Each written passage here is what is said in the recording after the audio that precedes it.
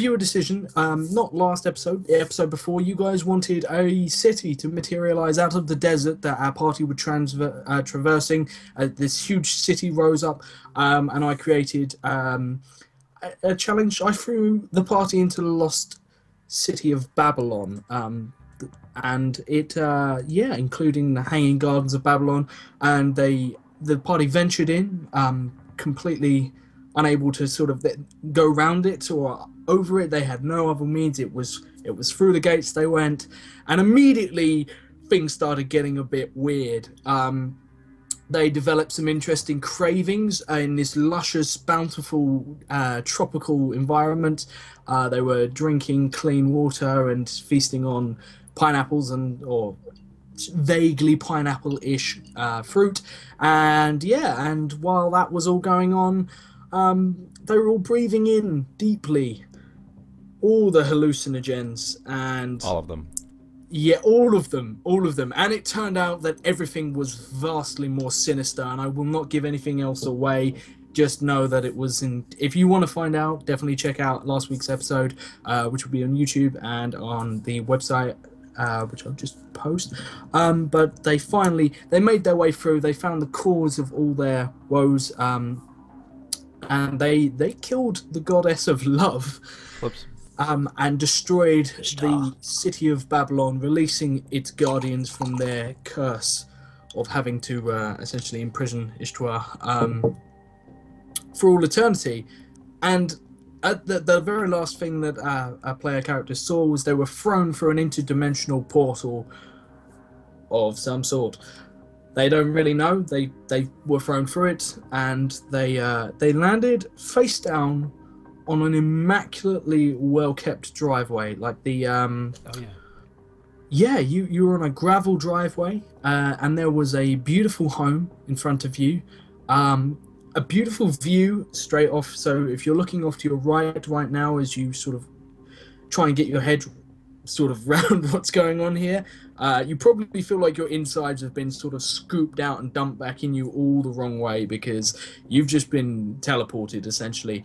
Arcturus, this is similar to what you experienced when you used the pocket watch in the prologue and jump through time. So maybe you're a little bit more to grips with this, but for you guys, for your other two, you're gonna feel this one, or not. And you were you were dumped onto the drive. And if you look out to the right, you are essentially go 5 meters, and there is a cliff edge that seems to just vanish. The floor, the beautiful green grass, well-kept lawn, vanishes entirely. To your left are rolling plains that lead off, and in the distance you can make out the beginnings of what looks like a forest, and a little bit more desert far to the south. And directly in front of you is this snaking driveway that you're on, which starts, it connects to a road that looks rather nice road, actually, well tarmacked, not the sort of usual, definitely not the sort of road you were travelling through the wasteland on. That was rather cracked and everything like that. This looks like a freshly tarmacked road that stretches off behind you and vanishes over the hills.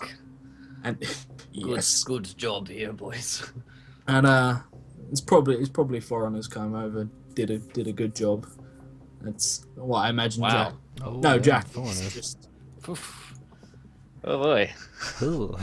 Oh. Like Americans, right? Yeah. Never mind. I don't even know anymore. Anyway, it's all started early. So you guys are on this driveway, and it's a well kept gravel driveway. It's got those classic suburban sort of green, precisely cut hedges that flank drives, and you've got like essentially like a really nice white stone plant pots with ferns coming out of them, and everything here looks like it's regularly maintained. Nice. But there are no vehicles on the drive. The drive is empty. There's a veranda that leads up onto the house, and they've got a porch, and it's a 2-story building with a black roof. Which you guys, anyone who's ever spent more than a few hours in District 3, the richer area of Olympia, will recognize that this is a solar powered roof. So the whole roof, every single inch of it is made of solar panels. Not anything that we'd recognize in sort of to our standards, but they are that's what they're used for, and it essentially gives you free power throughout the house. So this is does it this look is like we're in Sector 3? No, most certainly No, not. You're in the arse end of nowhere. Is there a howling Okay. wind up here? There most certainly is. Hmm. Just as I suspected. And then you hear like a distant rumble. Ooh, What sounds like thunder. that's my stomach. Ugh. So like, as we like dust ourselves off and stand up, Should have had some of those pineapples. Probably wouldn't have been so hungry. I look around. Is like the doors open, the gates open? Are we like just outside this kind of terrace place? There's no fence. There's no gate. There's a drive, and it leads up to the front door, and the front door is closed. This is a pretty big house, so it's got a double front door. But I mean, the windows are there. They all have blinds that are covering them, but there is light from within. I put myself up. Feel terrible. Where the hell are we? I don't know. Why did the old dude do that? I don't know. He spoke to us about a glory, and then threw us through the portal. This does not feel too glorious. I know. Yeah, I don't like the look of this. First, we're in like this mystical forest that like makes me eat dead people, and that was gross. And then we found the lady, and you stabbed her in the heart with a knife or something, and that was weird. And then we got teleported. And this is the second time in like a week that I've been teleported, and I'm not having it right now. And my suit's gross. So Yeah. So these are all negative things today. those were on your negative list. We're on a bad start. Pros and cons. Just cons. Oh no, I'm just in my character. I'm going to, I guess, approach. I mean, is there like anything in the mailbox? Is there a mailbox? There is a mailbox actually. I look in the It mailbox. looks completely out of place, like probably the weirdest thing you've seen. Cipher in the mailbox. No, unfortunately, the mailbox is currently empty. My Borderlands logic doesn't play out in Josh's games. You find a hand grenade and some 50 caliber ammo and 27 bottle caps. I check the toilet. You check the toilet. You can drink from the toilet if you'd like. I'm going to give you radiation sickness if you. All right. We still got all our equipment on her, yeah? Us, yeah? We still got all our Yeah, I think guns so, and right? stuff. Yeah, oh yeah, no. Yeah, and we're you haven't lost- healed too, in fact, which is you good. guys probably like after a while, as you sort of like get your head together and the wooziness passes. You guys probably feel better than you felt in a very long time. You guys are on full pulls on everything. It's the least the dying city of Babylon could do was reset all your health pool to max. Nice. Considering you violently murdered their Yeah. Thanks, god. Babylon. So, Too white Babylon. GG guys. Thanks for Yeah. cheating. so yeah, I guess Right. start entering. Like they might have an idea about where to go, or what the hell this place is if there's anyone inside. So I say, we go in. Place looks nice. Place Yeah, it. so did that jungle. Looked real nice. The fruit tasted real good until it was a dead guy. You're not wrong, my friend. And then on that, I kind of take out my shotgun. We go carefully. We're Alright, so- lean out, we're just looking at everything, assuming it's dead people. You will never be like you just jaded from here on in. Everything I throw at you will just be like, but is it really that, or is this Yeah, something? as a guy who consumed a lot of dead people and then saw the dead people he consumed, I'm gonna be real skeptical about everything. Naturally. So yeah, I start making my way towards the door. and going inside the house with my shotgun out ready. Indeed. The door is locked. It's a front door. I knock. Cool. There's It's like a jackal knock, though. It's like a bang, bang, bang, bang. Oh, those I jackals. imagine it's like Never you know know how that to like It's a jackal. rat, bat, and then just like maybe like 2 shotgun rounds through the door. Just that's how he signs off. Yeah. It's 2 in the air. So there's there's I mean, yeah, I guess you're sort of listening around. You guys have pretty openly stated you're paranoid as hell, so I'll give you this for free. You hear what sounds like voices that are immediately cut off when you knock on the door, and yeah, there's some footsteps towards the door, and you hear a voice from the other side saying, "Hello." Hello. Oh, it's. Are you Vlad? Yes. Is this Vlad? I start Yes. nodding towards Jackal. Yeah. Yes. Yeah, you are. You nod at the door. This is Vlad, and you better open up. You're early. You're not supposed to be here. I like to come early. It's a problem of mine now. Lol. So I've heard. It's just a really awkward moment. It sounds like Looks at you the can brothers. almost pick out laughter distance. Looks at the boys. It's not Sorry, boys. freezing. It's, well, I don't want to know it's actually you. I mean, you ain't here on time, and well. Stop you can get talking. one. Open the door. No. Oh, okay. Hold on. Wait. All right. And then you just hear like click, Yeah.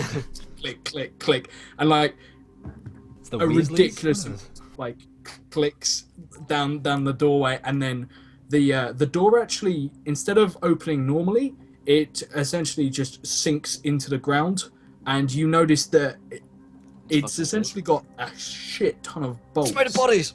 No. And suddenly so much for the host. Suddenly realised. throughout the Thank you house. so much for the hosting just now. Thanks, Lee. Indeed.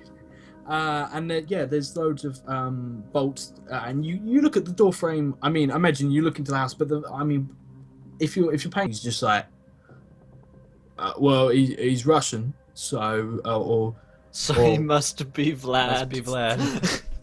Right, guys. So Just a character. Sound logic. Vlad, we kind of and he's just sitting there, and the guy beckons for you to come in, and the skinhead says, well, you These are my see, security. They come in. yeah, no, I know, you guys like to no names, whatever, but look, Vlad, mate, I've been having a little bit of trouble. You see, they told me the password, and I can't get the sodding thing to work. Yeah, that's a thing that happens. Shut up. I mean, I can't Sorry, actually remember how to get downstairs, and well, we were promised a bit of salvage, you see. So, you know, You sure you're Vlad? I look very angry. I thought look Vlad was seething. supposed to be bringing a truck. Where's the truck? You What's think- hold on. You think we got here easily? No. The truck is coming later. One of my men is bringing it. I'm gonna say roll me an intelligence, but it's only gonna be a 2 because these guys are not the smartest, 9. and not that you guys would. Well, yeah, I don't know. This may or may not be some pretty strong stuff that they're smoking, and I mean this is a really, so as you walk in, you've got like a dining room straight to your left with a huge table all laid out with all the chairs and everything like that, and a serving hatch. As you walk in, you've got the stairs directly in front of you. There's some sort of office to your right, and then it opens up into a very open plan living room with a huge patio window that looks out into a beautiful garden.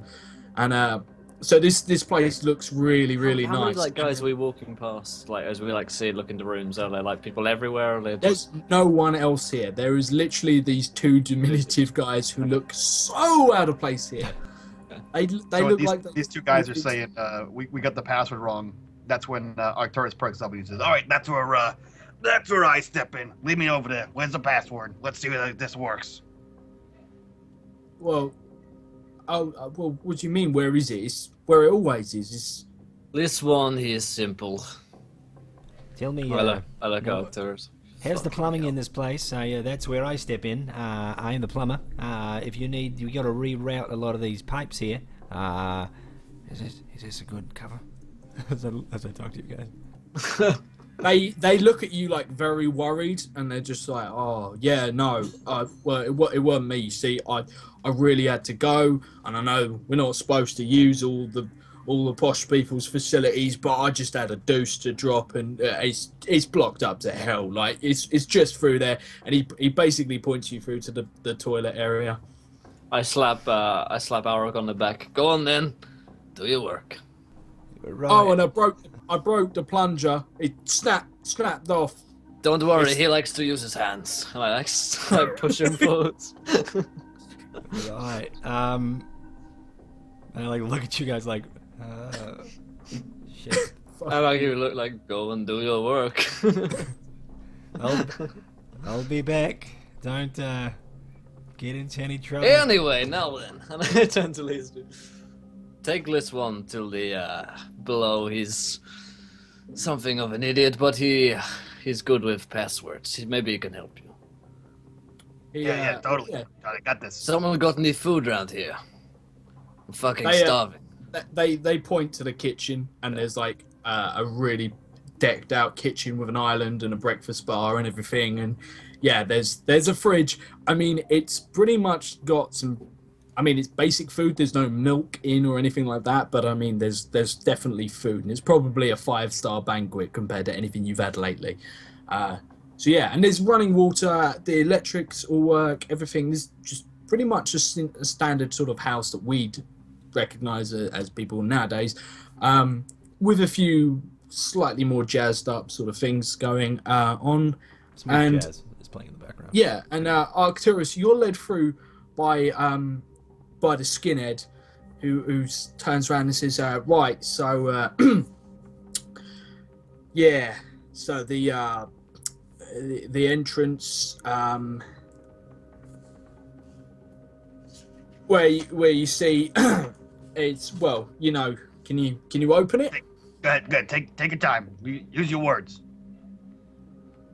He's sort of like rubbing his head, and he's just like, can you open the door? Or the passage, the hatch bit. Can you do that? Yeah. What's the password they gave you? He gives you a long look, a very you look- empty, vacant You look pretty simple to doesn't me. remember. And I'm guessing that you got the password wrong. You remembered it wrong. Your big gorilla meat fingers, you punched it in wrong. So I'm trying to see what's the password you're putting in, so I can tell you how dumb you are by the end of today. Right, that shit is clogged. That is clogged up. And I'm like rubbing a rag, like through my hands. I'm like, right. So I'm currently making myself food, by the way. I'm like, can't quite I'm eating in the kitchen. fix that Making up a there. sandwich. We walk past, and Jackal's just like naked in the kitchen, wearing a chef's hat and an apron, just like Yeah, just doesn't quite know how to. He's never worn a chef apron. He just thinks that's how it works. Yeah. You have to change out your current outfit to put that one on. I'm stealing everything around that I can, like silverware and stuff like that. I'm just grabbing like throwing it in my bag, like anything that's worth anything. oh, and right, I'm eating food. there's a full set of silverware. Yeah, there's it like goes in the bag. crystal The whole china glasses cabinet. and stuff. Yeah, just Including the pour china it cabinet. onto myself. Cool. So yeah, that's all good, and you I guess Ulrich, you walk into sort of the way the house is laid out. You're essentially got a main corridor that you come into. There's the upstairs bit, and then if you go left, the first left is to the dining room, and the second left is to the kitchen where Jackal's doing his thing. And if you keep straight on to the end, you walk out into this big ass living room. And now both both Skinhead and Mophead are both standing there, It's great names. sort of looking around awkwardly and looking at Arcturus and like, I mean, you know, we were told that you'd be able to open the door to the place. So could you do that? Yeah, that's what I'm trying to do. I'm trying to figure out what password they gave you, because you said, I got the password wrong. Well, And yeah, now here we are. but now, see, my password don't work anymore because the hyperbly Securitron matrix has changed the data port so it doesn't compute anymore. So what you're telling me, in a lot of made-up words right now, is that you get locked out of the system. Just look at it, Joe. All right, here, look, ready. Here's a trick. Look at me in the face and say, "Hey, I'm stupid," and then we'll just go from there. That's the password. You're stupid.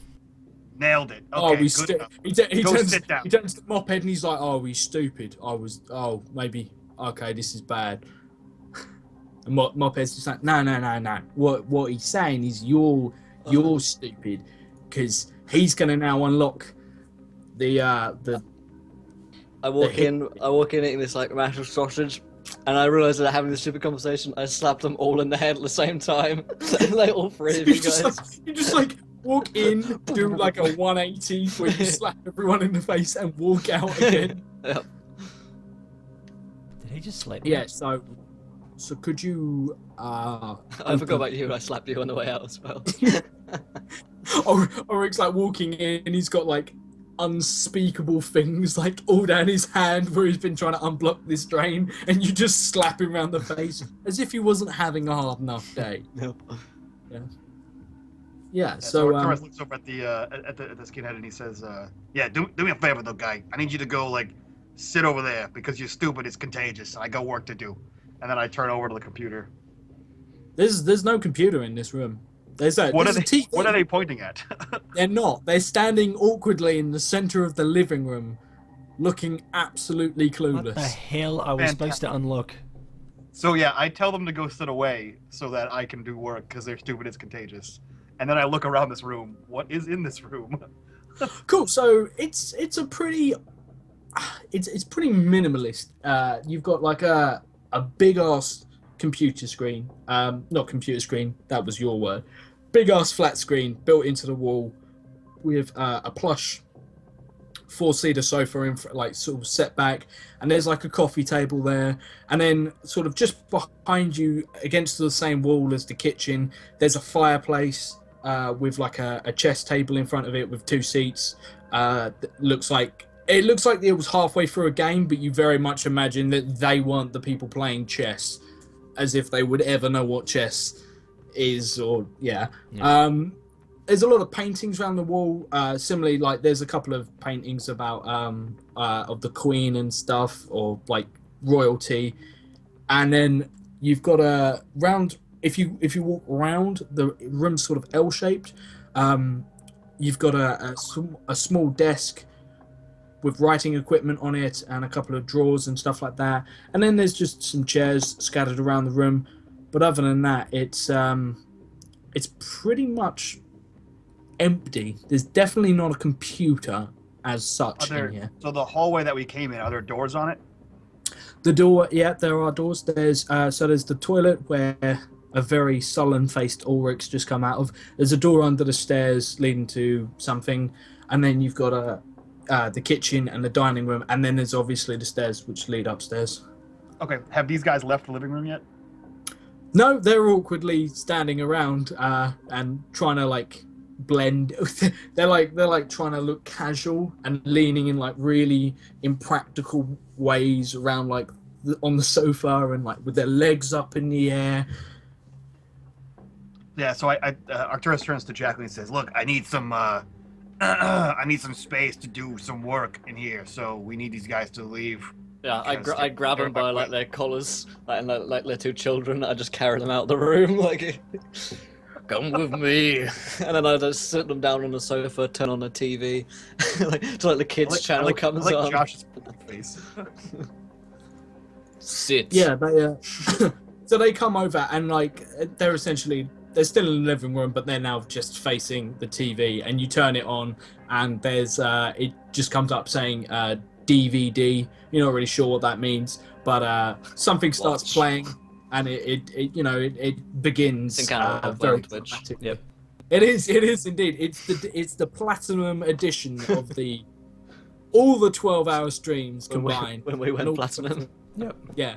I actually take out my compad and I go onto my Twitter and I retweet their latest post. Speaking of which, you guys can do that too, and you can get us a viewer decision. So go over to What your could- Twitters and retweet our Numenera post, and when we get to 20 retweets, we will do a crazy, cheeky viewer decision where you guys can decide what happens, and we will all vote for a straw poll. If you guys haven't already clicked that follow button, go ahead and do so. When we get to 1,900 followers, we will get another viewer decision. So if we had 60 new followers today, as well as those retweets, as well as our Patreon goal, that's 3 viewer decisions in one session, and this is possible every single session. So go ahead, guys, and let's try to get that retweet goal smashed so we can then be smashed with our viewer decisions. Smash it. All right, Indeed. like that segue? Yeah. Mm-hmm. How'd I do? Indeed. Good. Yeah. 10 out of 10.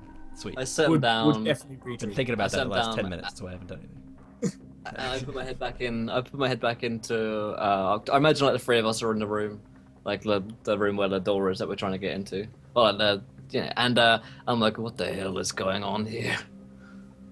Yeah, we actually have no idea what we're trying to get into. Yep. Right. So what? So I guess I try the door leading down, the door to the stairs. Cool. You open it up. There's a mop and bucket and some basic. It's a cupboard under the stairs. Oh, here's There's the mop. Oh, shoe jeez. racks. Yeah, there's Ulrich this grabs earlier. it. Looks Harry spot- Potter. Yeah. Oh, hey, plumber! I found a thing for you. You said you needed a plunger or something, right? Here, check out you. this. No, yeah, I see it. Thank you. It's yeah. And then I look over at Jacqueline. I go, I don't. Open what? We could just kill those guys. Oh yeah, no, that's a good point. But they don't seem to know anything about this We have no idea Passage. what we're unlocking either. So or why. if we kill them, then it's just we're stuck in a house. So Well, what about when There the are real worse guy comes along? places- Oh, There are right. worse places to get stuck. What about when Vladimir. actual Vlad turns up? Yeah, He's I got a mean, truck. We could shave your head. Yeah, but you could kill him. Exactly. We stay here, wait for Vlad, kill him, take his truck, and then get the hell out of here. This place, if it belongs to gang territory, like these 2 clowns in there, then if we kill them, then we can't stay here long. They'll be back. Furthermore, I have no fucking clue where we are. Are we in the wasteland? We're not in the wasteland, are we? I mean, you're pretty much everything outside Olympia is Okay. classed as the wasteland, but this isn't anyway. This isn't your neck of the woods. Yeah. I say we're probably not your hundreds of clicks out from where I usually ride, so I have no idea where we are. So we try and break down into this basement thing or whatever it is with minimal luck because we have no fucking clue what the password is, or we kill these guys, wait for Vlad to turn up, take his truck, get the hell out of I Dodge. don't like that idea. He's right, but I don't. Where do I put a password in? There's no computer around here. There's just like a plush living room. Wait, maybe just say it out loud. Right? They brought us to the living room. They said the password doesn't work. What if you just say the password out loud? Maybe the hearth will open. I still don't know. I can't hack I can't hack furniture. Well, yeah, I mean, maybe they just had the password wrong. You know how many words there are that exist? Could be literally any word. Just say words. Just say But words they until don't remember what it is at That's all. what they said. They said I got it wrong, Oh, that'd be- so they don't have the right one. Right, so let's just wait for Vlad. Now, this could be interesting. Do we want to kill them and wait for Vlad, or do we just want to wait for Vlad with them alive? Because that would be fun. That would be fun, right? Conflict's always fun. Why would we wait for them to be alive? Yeah, they could just shoot us in the back. I say we go take them out now. deal? Sure I if don't see like why we that would wait. idea. And I just, while I'm doing that, I'm obviously loading my crossbow, and I'm fine with this idea. Yeah. Actually, I take I undo my hair and I like tighten it back and then re-tie it up. The hot tub is the answer. Hot tub. Hot tub. Does anything happen? No. Well, yeah, I guess we just gun up and then walk into the room ready to shoot these guys. Nut up. Yeah. Cool. So you guys, yeah, you're walking back in to shoot these two guys, yeah? Yeah, Are these two they clowns facing the running TV still? Watching. Are they still facing the TV? The guys? No, they're not. They're currently crouched behind the sofa, and there's a barrel of some sort of. You're not really sure from this angle. You get a quick glimpse. It looks like a rifle of some sort, and then there is what can only be described as a water-cooled machine gun that is resting on the sofa, pointing towards you, and they smile and just say, "Yeah, we're not really that stupid, but you can that's do right. us a favor." Password 123. They No, look well- expectantly. They're like, Oh shit! That could be it. "You guys." I shoot him.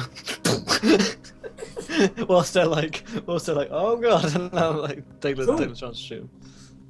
They Also, like looking at each other, like, I'm like, It's like turning I into a mean, Tarantino they're not movie. like. yeah. They don't just sort of like, they don't just anything like that. They are still definitely Yeah. like fingers on triggers. But are you shooting? Oh yeah, I'm dead. Cool. Roll me some initiatives, guys. First of all, what order did you guys come through the door in? I imagine Jackal went first. Jackal's just like, Yeah, I'm probably still loading, and Robbie right behind him. cool. So whoever's last, I'm gonna give you. Essentially, you're gonna have a lower difficulty because you have cover. You can back through the doorway, but for the rest of you, you're pretty much standing out in the open against about 2 meters from a machine gun. So this could get nasty. So initiative wise, it's going to be difficulty 5 for Arcturus and Jackal, sorry, and for Ulrich it's going to be difficulty 3 because you're basically right next to a door. You Nice. know. Thanks, Puppet Princess, for the host. Thank you. How's it going? Everybody over there, come on over here, hang out with us. We're crazy. We're crazy cool. Thanks so We're much for the so host. cool, guys. You should hang We're out super with us. cool. We play role-playing games 5 nights a week. Yep, super cool nerds. So What cool. is it? 6, 5, 4? It's 5 for those guys, and for you it's going to be difficulty 3 because they're Hello. very much not focused on you. It's a success from me. Nope. That's a fail. Roll the free. Crazy cool. We're crazy cool. Yeah. Arcturus, are we doing Can't better? believe how cool we are. I will say. It's crazy. Indeed. Three RPGs 5 nights a week? No way. Whoa. No. I want to be you guys. Yeah. Coolness. Mike I rolled don't a want to join the cool kids. 6, I reckon 15, I rolled a 3. So Cool. I reckon the only one to succeed. Ulrich, you managed to. Like misses and like an arrow hits him right in the face. Oh wait, no, yeah, this is No, this is just initiative, but you very much like. You're not standing out in the open when this shit goes down, so you're probably going to do okay. So Ulrich, you see this, and Jackal goes for his guns, and they very much get ready to. They're about to open fire. What do you do? they're about to open fire. Like, so he's loading his shotgun because he was gonna fire in their face, and then they're already like have guns drawn. They have a, you know, the what's it called? Is it the Browning machine gun? That's the water cooled machine gun, the old World War II one. Big ass. Yeah, I was worried about Browning They've got earlier when one I was of doing the them. plumbing job, but yeah. Yeah, You gotta look up at Brownings out there. it's, they've got that resting against the back of the sofas to you guys. They're hunkered down behind it. That's pointing over the top of the sofa with Moped behind it, and Skinhead is next to him with some sort of rifle, and they're both leveled at Arcturus and Jackal. Did Jackal hit him when he fired?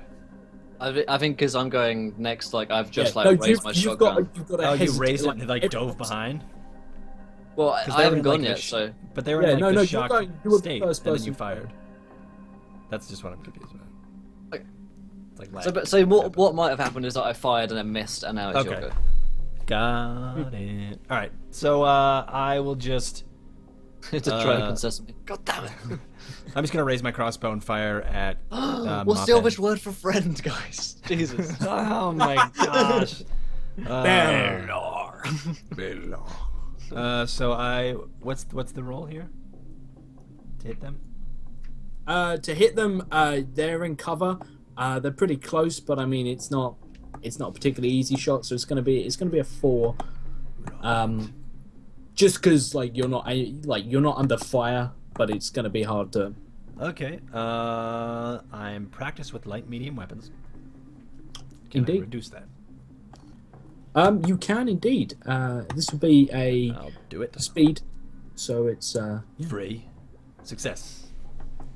3. Yeah, cool. Who are you aiming for? Mophead. Just because I Mop head on just want to see the his hair dance in my mind on the gun. when I shoot him with Cool. the crossbow. And your crossbow, what is it? A light, medium, or heavy weapon? Medium. Medium. Cool. Okay.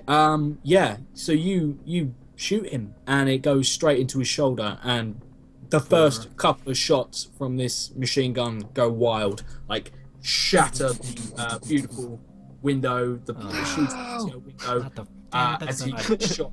we didn't want that to happen. All right. Yeah. So I fire and like stick him in the face with 4 damage. Yeah, he's not dead, but he's Hurt. You hit him just in the shoulder, and bullets just go haywire taking out the back of the patio. Awesome. And he tries to bring the gun back round, but he's essentially sunk back behind the sofa, and the skinhead guy next to him just screams, "You bastard!" and opens fire, and he's gonna take a shot at the big guy. He's gonna shoot at Jackal. Oh, Actually, no, nice he's shot. not. He's gonna shoot at Arcturus because Arcturus called him stupid. No, it's not. So Arcturus, make me a speed defense, difficulty 5. I mean, I slapped him, but he was fine about that. He was cool about that. Yeah. 13. Oh, Zero 13. success. Oh, damn. Cool.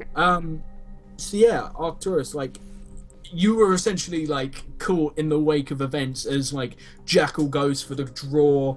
They've got kind of like an arrow whizzes past, a crossbow bolt just whizzes past. These shots go wild, and then you just feel something slot into your shoulder, and it pretty much like spins you. You manage to stay on your feet, but it knocks you back, and you're going to be pushed back about, I'm going to say about 2 meters, like staggering, which actually gives you like the opportunity to duck round the corner of the room. As I said, this room's like an L shape, and they're set up firing into one section. But yeah, you can sort of make it round if that's sort of your end game. But for now, you're going to take 4 might damage as this rifle bullet just slices into your arm. You do get your armor against that. That's exactly what it sounds like. The Browning sounds like. He's just like making like pew pew noises. Taking it Guys, to, we are crazy cool. Arcturus, taking it to your turn actually. Be afraid of us.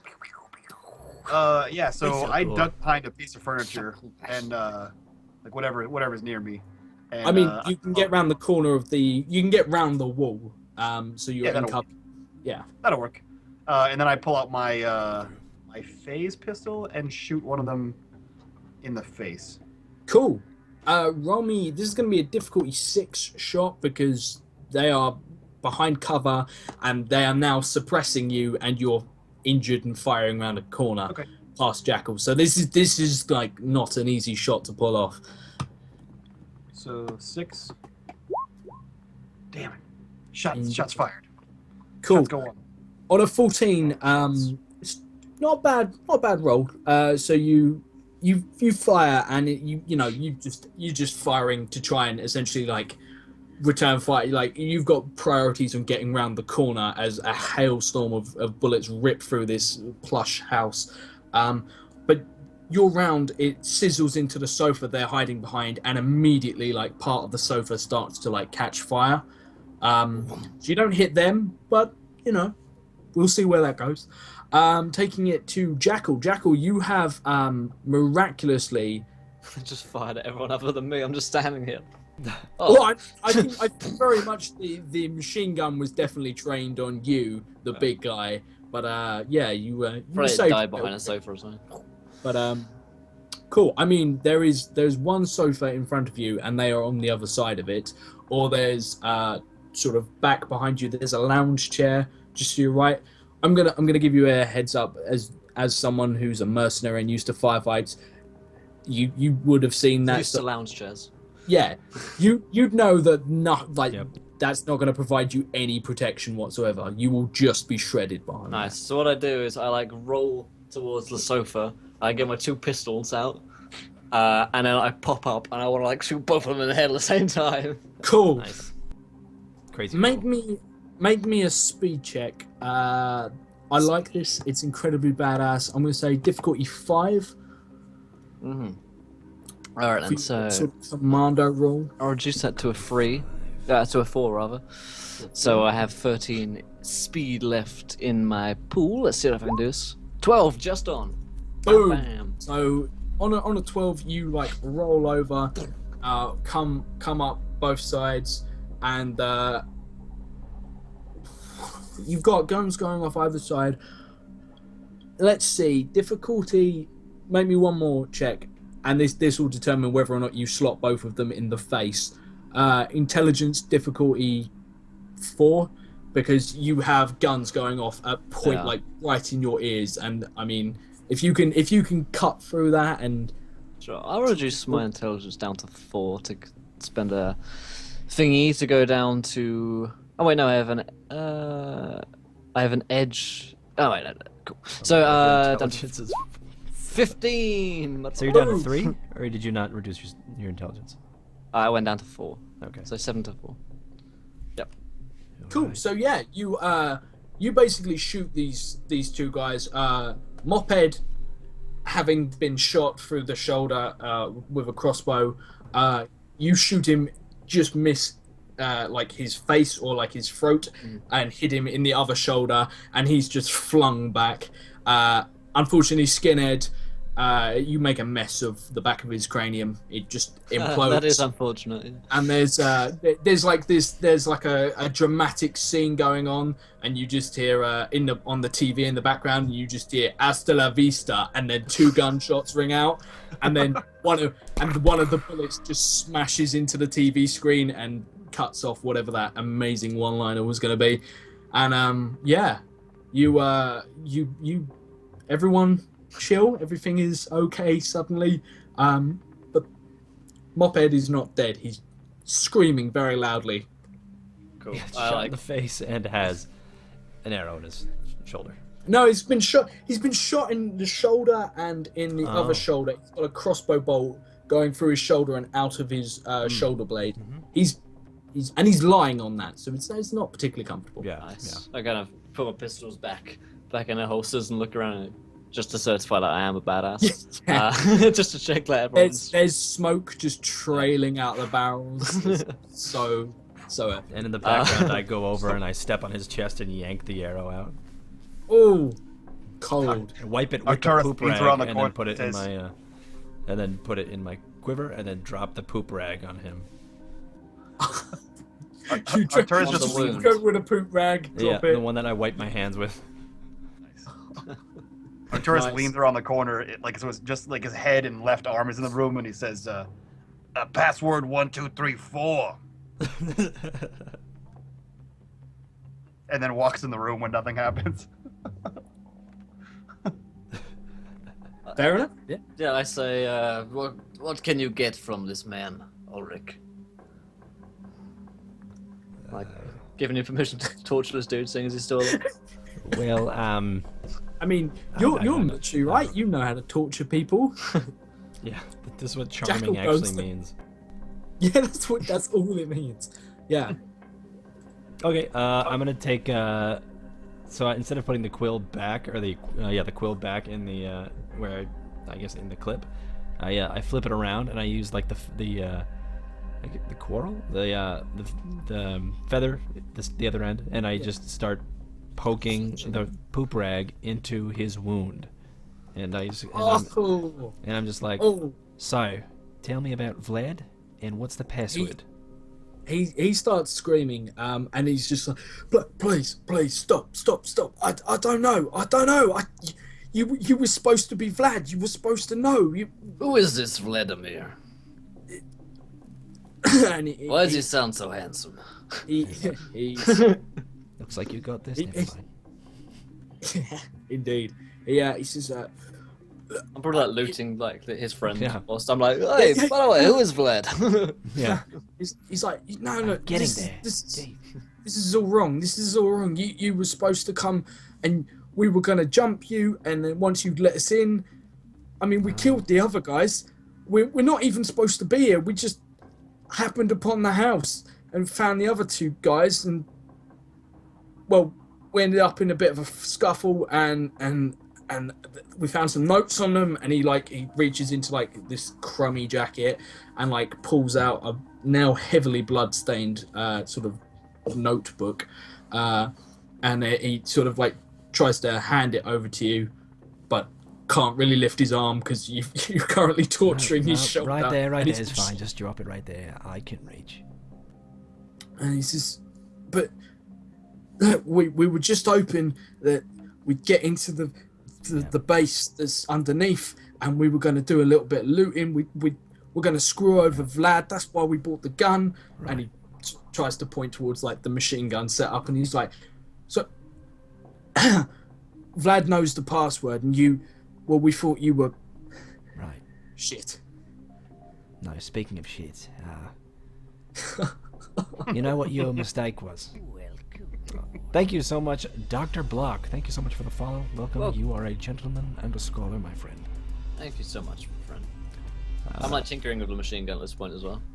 You know what your problem was? Have you ever heard the term "don't bullshit a bullshitter"? He like sniffs. That's bullshit on like, this. And this is like, ugh. And as he sniffs is like the wound that you're currently infecting, he like recoils and he looks over, and then his eyes just go wide, like this revelation hits him, and he's just like, wait, they said that doesn't make any sense. Right. It's the chessboard. And he sort of looks up at you, just. Arcturus, check out the chessboard. Got it. And I go, well, I'm sorry to regret and to inform you that you've bullshitted a bullshitter. And right now you're full of shit. And I stick the rag all the way into his wound. And then I step on the wound, pull out the quill, and then cut his throat with the pointy end. He blacks out before before you even coup de grace him. Like Good. you And I stomp on his just throat. Shit, like he dies. I look over Ulrich with a newfound respect. I like that move. A man who can curb stomp. Yeah. I'm like, keep that reg, you might need it. Wait, you could. Never mind. It's covered in blood now. It's washed. Well, it's no good if it's not covered in food. And I point back to the room, like the toilet. I'm like, no, it's go. that's why they call me the plumber. We are really plumbing the depths of depravity here, right? So you're checking out the chest. Yeah, I'm checking out the chessboard. Roll me a intelligence check, difficulty 3, as this is electronics security, which is kind of your shit. Okay. Would it be hacking? It is indeed. That's why I'm knocking it down to difficulty 3 straight away. Do you have anything else? Well, it's not really hacking. It's just your area of expertise, like identifying security. Okay. I mean, yeah, I have identified. Potentially, we'll get to the hacking in a second. Yeah. So nailed it. Fucking dude. Okay. So first of all, like, why does Arcturus know how to play chess on a 19? Because obviously, chess is a gentleman's game, and he's a goddamn gentleman, for fuck's sake. You see the suit? You see what the suit used to look like? You see the suit? No, you see the back of the suit? No, You imagine the front see of the the other suit. side of the suit, how fresh it looks? The front, not so good. You see this part of the collar just underneath where the line Yeah, is. just lift up the lapel. See that? Yeah. See that You right see there? the inseam? Yeah. Look inside this pocket. Look at the silk. It's beautiful, and everything else is just terrible. Yeah. So you sort of realize that this is a game that's hot. It's sort of midway completed, and essentially, Rosa's crazy maybe hot. you walk over to sort of like try and like move some of the pieces around. None of the pieces move, except the white pawn, which is one step away from the My favorite kind. from the opposing side, and that slides forward a single piece, and when it does, the pieces, the checks either side, the squares either side, essentially pull back, and the whole thing flips over, and it is replaced by a queen, and then it closes shut again, and this is returning your queen. I can't remember the name of the move in chess, but you know when you get your pawn the Newcastle? whole. Castle? When you, No. When you get your pawn the whole way across to the other Oh, side, right, and then they change into a queen, Yeah, yeah. yeah, I don't know yeah. what it's called, but yeah. Queening, Yeah. I believe it's called.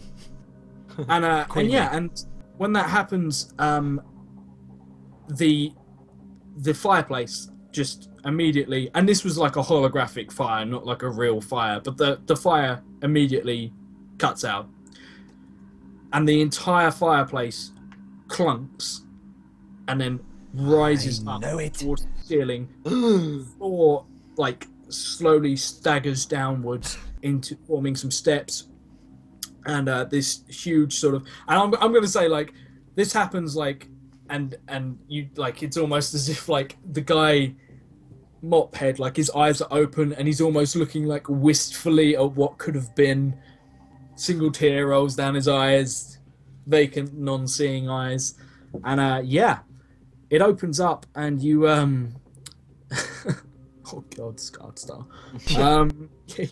Really? You look down into a incredibly well lit passageway, with sort of really like harsh strip lighting, that leads down into what looks like a big open space. Looks like that's where we're yeah, going. see, totally knew the password the whole time, guys. Tricks. Also, can I say a quick thank you to Laura, who's just pledged $1 on Patreon. It's our most recent patron. Thank you so much, Laura. Let's give her a Patreon bump. fist bump. There we go. Whoop, whoop. Thanks so much, Laura. Thank you very much indeed. And yeah, Oh this gosh, 2 more patrons. Oh 2 boy. more. more. Oh boy. Thank you so much, Laura. So I'd like turn. I'm like, huh. Nice.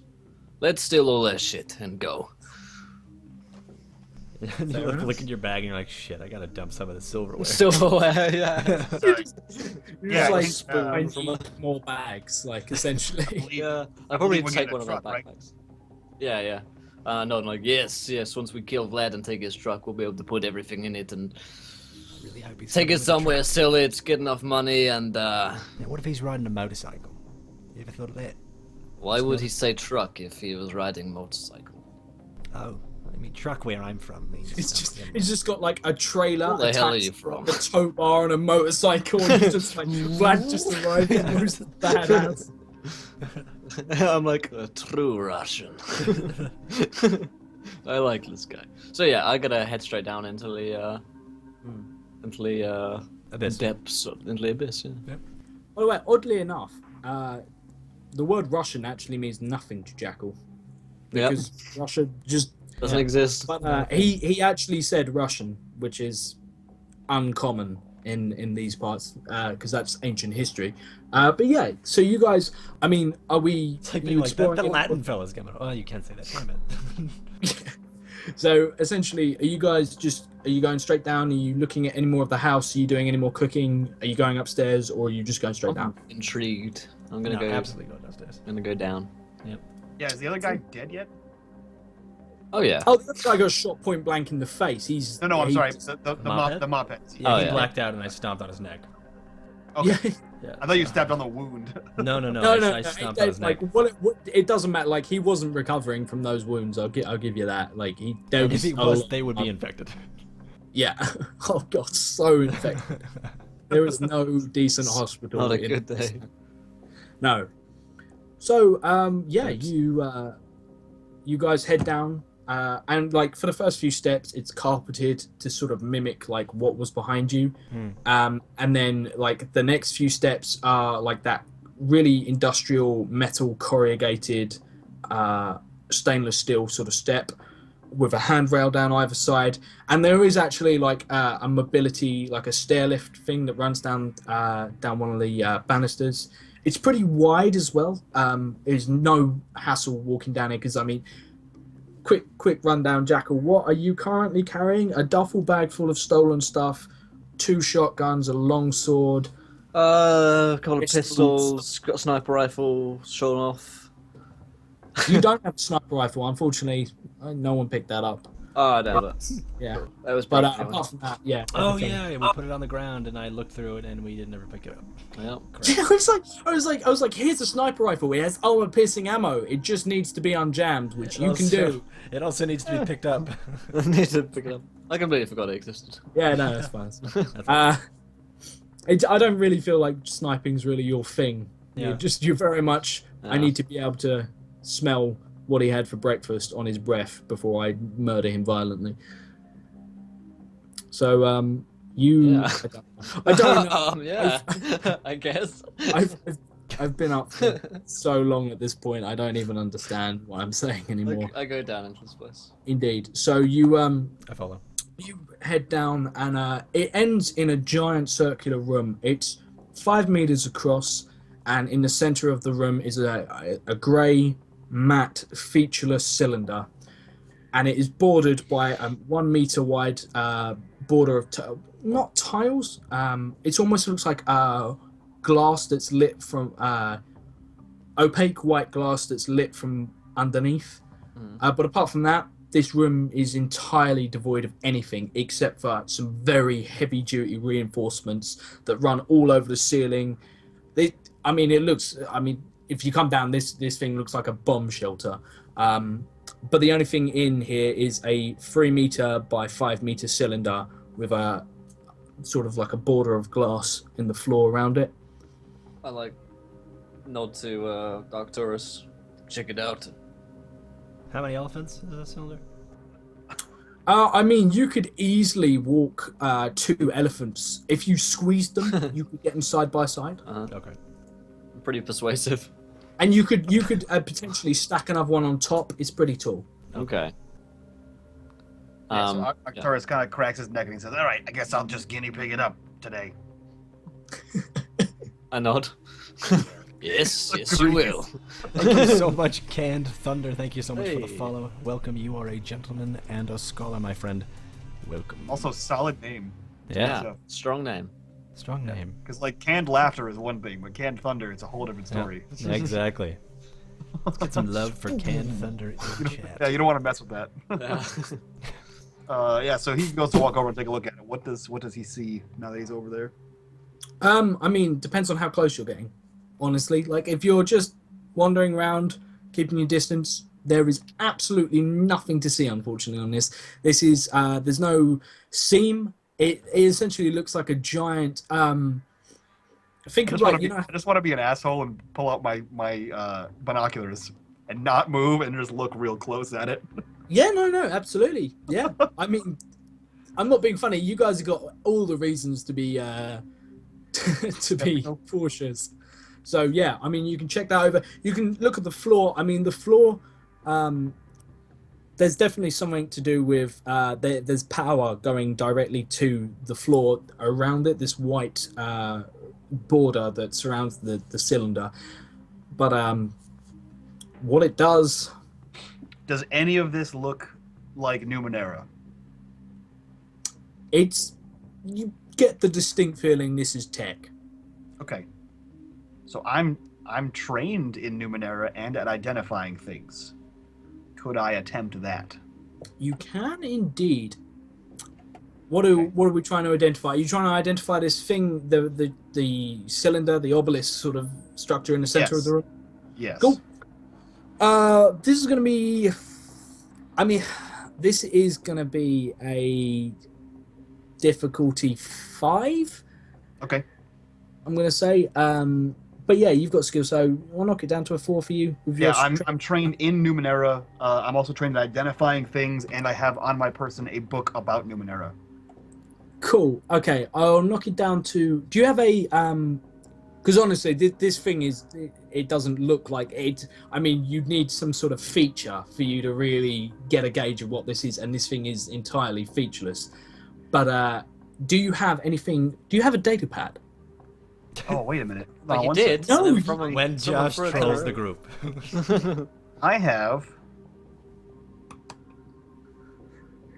I have machine interface as a nano esotery.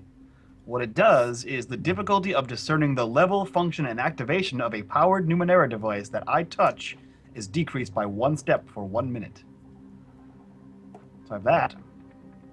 You do indeed. Do it. As you Sweet. smile Now it's- because you want me to touch it. God damn it. Now it's a 9. Gonna touch it.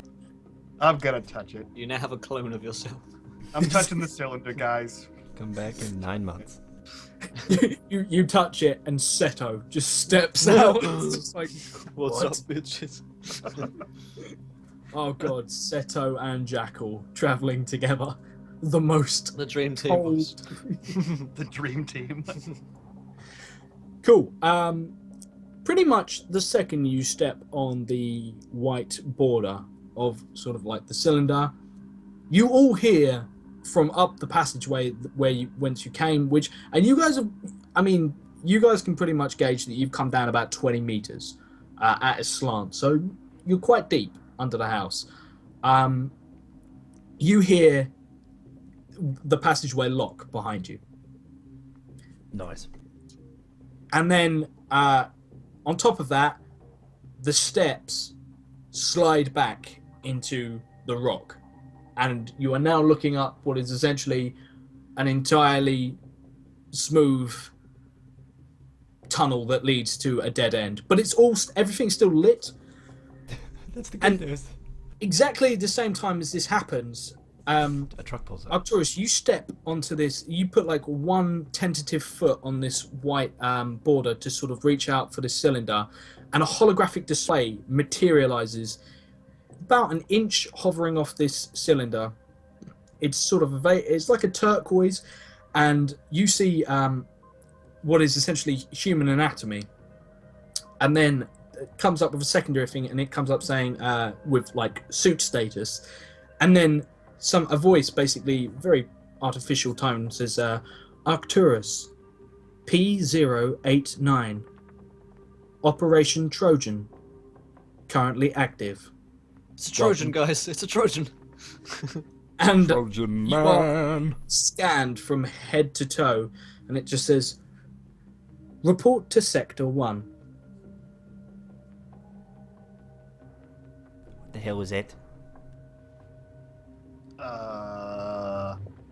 So as someone who lives in Sector 3, what is Sector 1? That's the Sector right? 1 is the it's the hydration plants. Sector 1 is entirely just water. It's where everything is sort of, they artificially baptized. have their own atmosphere. Indeed. It's all industrial. There's it's half managed by sort of like the slaves from the prison, like from prison camps in the Olympia, and they manage like hydration to make sure that all the crops grow in Sector 2. So they just have a hydration cycle where they get all the water and it comes up and then rains directly next door in Sector 2. And Sector 2 is always like balmy and raining, and it's an artificial climate. Yeah, that's what Sector 1 is. No one likes living there. Everyone's depressed who lives in Sector 2. No, it's not. There's no like residential section. It's very much like this is where the prisoners come to work Ah, and do in the ring. labor. It also supposedly powers some of the steam foundries in Sector 7, which is on the other side of Sector 1. Okay. Does there look like any way to interact with this holographic display of me in my suit? There is actually a keyboard, but it's laid out in a language that makes absolutely no sense to you whatsoever. And in fact, none of the display, like, you recognize that there is characters on the screen, but you've got no idea what any of them mean. This is all written in a foreign language. You're not sure what it is. But then, as this scan sort of and like as this has been going on, you probably weren't sort of aware you're focused on this. But as it passes over your eyes and you're momentarily sort of like stunned by the beam that's into your eyes, it reaches the top of you, and suddenly medical alerts just go off all over the screen, and it basically just says, "Warning. Suit occupant currently in full organ failure. Report to medical staff immediately. Medical team dispatched." And the cylinder in front of you, and it just says bypassing protocols, and the cylinder just splits down a hitherto unseen seam and opens up into a very nice white plush padded. Imagine like a insane asylum, that very well lit white padded room, but like a leather pad, so it's still pretty luxurious, with elevator controls down one side. How big is this cylinder? Is it big enough for one? It's big enough you could park a small car in there. Small elephant. Okay. It's parked in here. Yeah, you could. Yeah, 3 elephants we said. So you could fit an elephant, and then maybe like a slightly smaller elephant, and then another elephant. Dumbo. Yeah. Yeah. Indeed. So yeah, Arcturus turns back and he says, "So first of all, can anyone read that?" I'm guessing we can't. Nope. I shook my head. All right, well then. No. Looks like we're getting in the nice elevator. At least I am. Well, yes, you have full organ failure. Do you feel like you have full organ failure? I Yeah, don't what feel was like I that? have full organ failure, but also a good number of my parts are robots. So also the suit's a robot, Oh, and my hand's a robot. so don't A take large you part out of my of head the is a suit. robot. Got it. Right, well, seeing as the way back is locked, I guess elevator is only way up. Yeah. Or down. Or down. I should I show my doors? Well, Got a bad feeling about this. yes, me too. Josh, I will go ahead and touch the cylinder and use the machine interface. Try to figure out what this Numenera is. Yeah, touch this. Cool. Roll me as after all that difficulty 2 intelligence.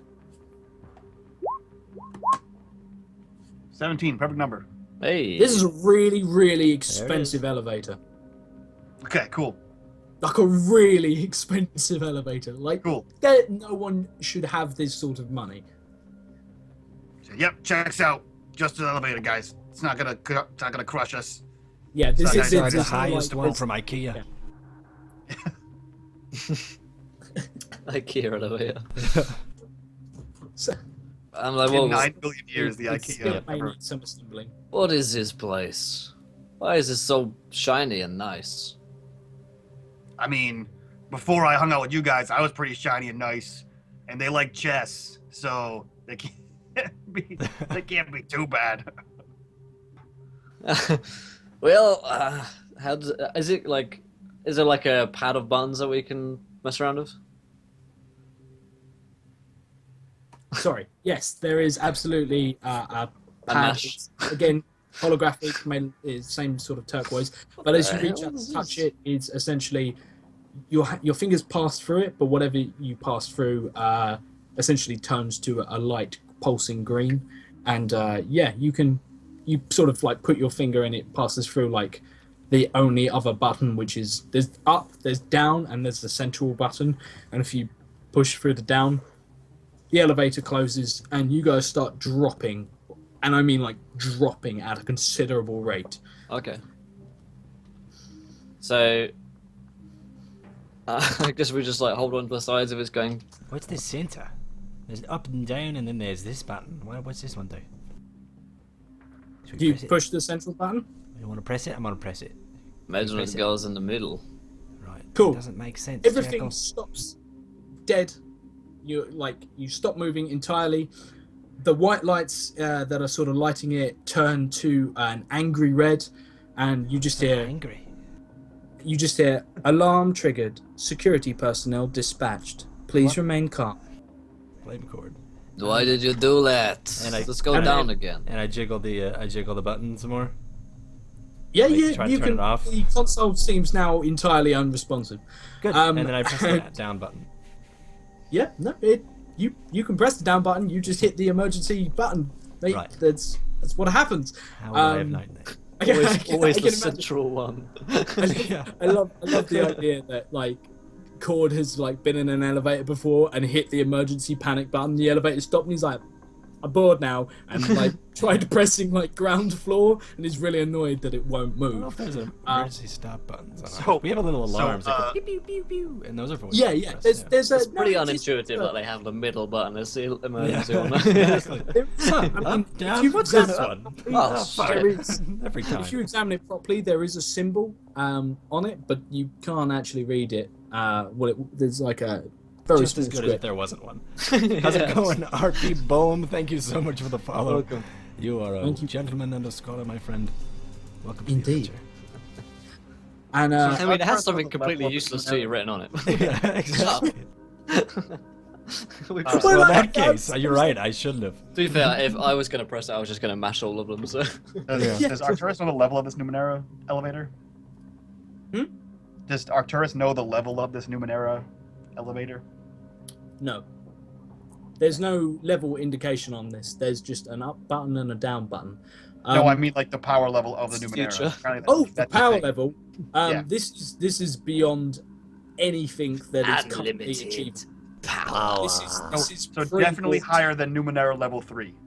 This is pre-war tech. This is beyond anything that exists and has been made in the last 500 years. Okay. This is pre-war tech. Like, I I like have hit a it pretty- like I have a pretty cool power that is that lets me work with any device less A than series of 3. tubes and magnets. How do they work? That would help me. Do any of you have the MacGyver skill and a paperclip and a rubber band? Yeah. Totally. You're safe. Why do you say that? Yeah, no. So while this is going on, and you guys, this pretty much happens immediately after the alarm starts to sound, and the alarm's pretty calm actually. It's just sort of like a slight whirring noise, and occasionally this synthesized voice just says, "Please remain calm. Please remain calm." And it pretty much starts to get on Jackal's tits almost immediately. But yeah, it hold on, let me just Get off of them. Cool. But as this happens, something essentially very, very subtly just melds out of this almost featureless white ceiling. And there's a small, looks like, it almost at first, it looks like a zit. It looks like or a pimple, something vaguely organic. And it sort of gazes down and then takes on a glassy sheen. And from it, two beams lance out. One hits Jackal, one hits Ulrich, and you feel absolutely no pain, just a slight tingling sensation as these beams scan you from head to toe. And both of you hear X-rays. you hear X-rays. Yep. Indeed. No, it's X-ray laser. You hear X-ray laser. You hear electromag waves. I love that band. Bust out, and you hear sort of direction. You know how like directional speakers work and stuff like that. You basically both receive an update. So we'll start with Ulrich. Ulrich, it's not looking good. The scan reports to you that you are clinically dead. Right. And you have been clinically dead for a considerable amount of time. And at this point, resuscitation is you're destined for the morgue. They basically say remain calm and report to the morgue. And then a footnote comes through, and it basically just says please tip option 1 if you'd like to if you'd like to be put forward for the What is the name of this delightful little program I cooked up? Death program. Yes, just Program. yes. Sign me right up. Do me a favor and just say yes. Oh yeah, that's it. Essentially, would you like to be selected as a candidate for the Phase 5 Revenant prototype? Say no. Anybody have any idea? You don't what actually this is? hear this. Oh, okay. But you do see the option come up in I front mouth of it you. to everybody. Does anyone know what Phase 5 prototype is? I shake my head. It doesn't sound good. It's got to be better than Phase 4, though, right? What? Sorry, Also, I can't hear you. unfortunately, the checkpoints are there's basically a tick box. Yep. They're next to each other, and both of the answers are written in a language you don't understand. Great. I choose the one that Well, looks like the yes. intuitive thing would be like yes is on the left, no is on the right. That's how in Western left is yes, right is no most of the time. When you come to like intuitiveness on like technology. So do you want to cancel? Yes is always on the left, no is always on the right. So do I want to cancel? Yes, I do want to cancel. Do I want to be part of the program? No, I do not. So I press the one on the right. I press left. Cool. One on the left. I'm a sucker for conflict. Ulrich basically just die. you hear a voice basically just say, "Congratulations, you have been selected for the program. Thank you for your cooperation." And then silence. At the same time as this is Jackal's pretty the much most happening, intuitive man. Jackal, you hear With that intelligence of 7. Yeah. Currently you 4. hear essentially a self-diagnostic of yourself. Jackal, you find out you have several STDs. That's no news to me. Normal stuff. I mean, it's Let It's one just girl super back in the tight. wastes, I know. she had so many. She had all of them, But She it was was so worth hot. it. but it was worth it. Ah, my dear. I love how Jackal was like, "Ah, my dear." Now I get the I title. don't remember her name. What's I don't her remember name? her name. Yeah. Sins so of the Last Council, am I right? indeed. So, is there any greater sin than passing up out of town strange? True. What's wrong with me tonight? I'm just saying the weirdest stuff. So yeah, you, Jackal, it is reported to you that you are being permitted a visitor's permit, but you are being told to report for a full medical, to essentially get all your medical problems seen to. And at the same time, Ulrich, you were told to report. To Sector 1, and Jackal, you were told to report to Sector 2, main desk, and wait for reception. And then it cuts out, and then you guys are left. Arcturus, I will allow that on the, because to be honest, it's the actual. It's a keypad essentially. It's not the most high tech. Like, I suppose, I'll let you go for that. What was it? Power. Yes. Overload. Yeah. So Well, after they get scanned, does the elevator start moving again? Okay, Or is so it right, still you blaring can, sirens you can, that say so you secure? get to scan it for free. So basically, I'll let you scan and then attempt to hack the keypad essentially to disable the alarm. Okay. Before you use this power, because I'm probably gonna flip a coin as to how well that goes for you. So I'll let you attempt to hack. I'm gonna start off difficulty 4. It's a little actually difficulty 5 because you're working with holographic sort of here, and that's uncommon. But you get all your bonuses. So you've got hacking, and you've got I've got hacking. I've got Numenera. indeed, and I guess- actually you have your interface as well. So so my machine interface. So I guess that would make it the 2. yeah, that'll knock it down to you fucking jammy bastard. Yeah, cool. I don't want you to succeed, damn it. Yeah, I'm only good at one thing, guys. Yeah, no, it's cool. It's cool. So you managed to Thank you, Ginya, get. for the host. Thanks, buddy. Oh, thank you very much. Yes, bud. You are forgiven for being late.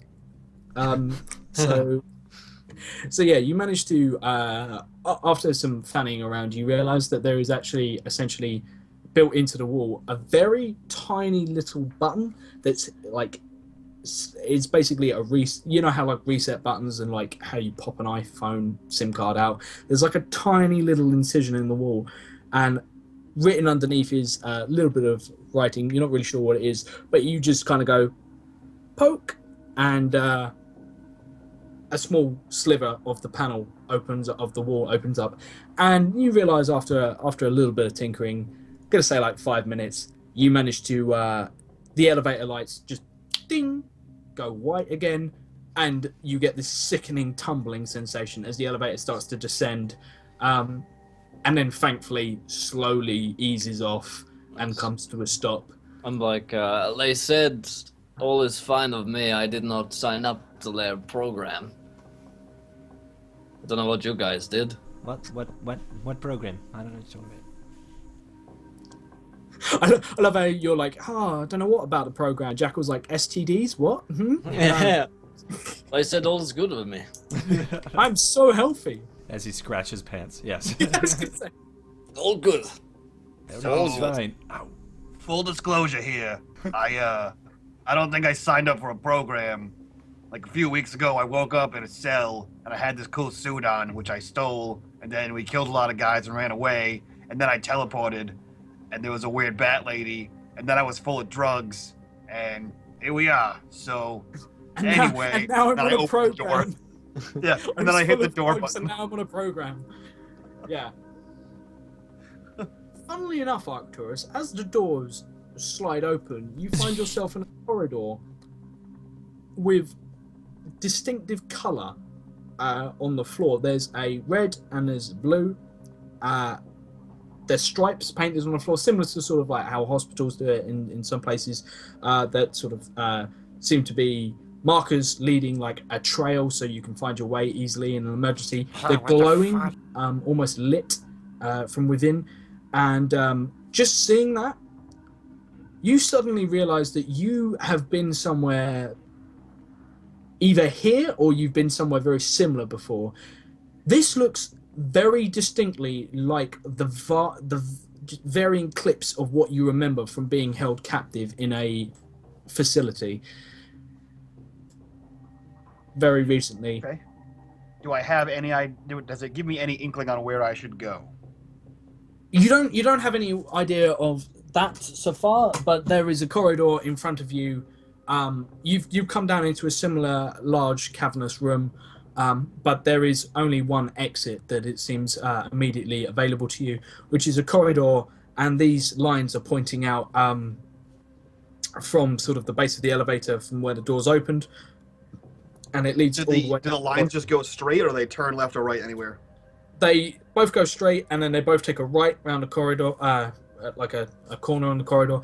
There don't appear to be any doors.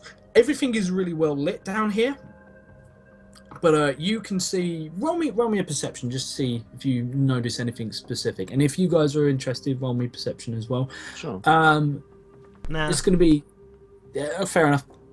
This is going to be difficulty free. You're in an open environment. It's well lit. There's nothing crazy going on.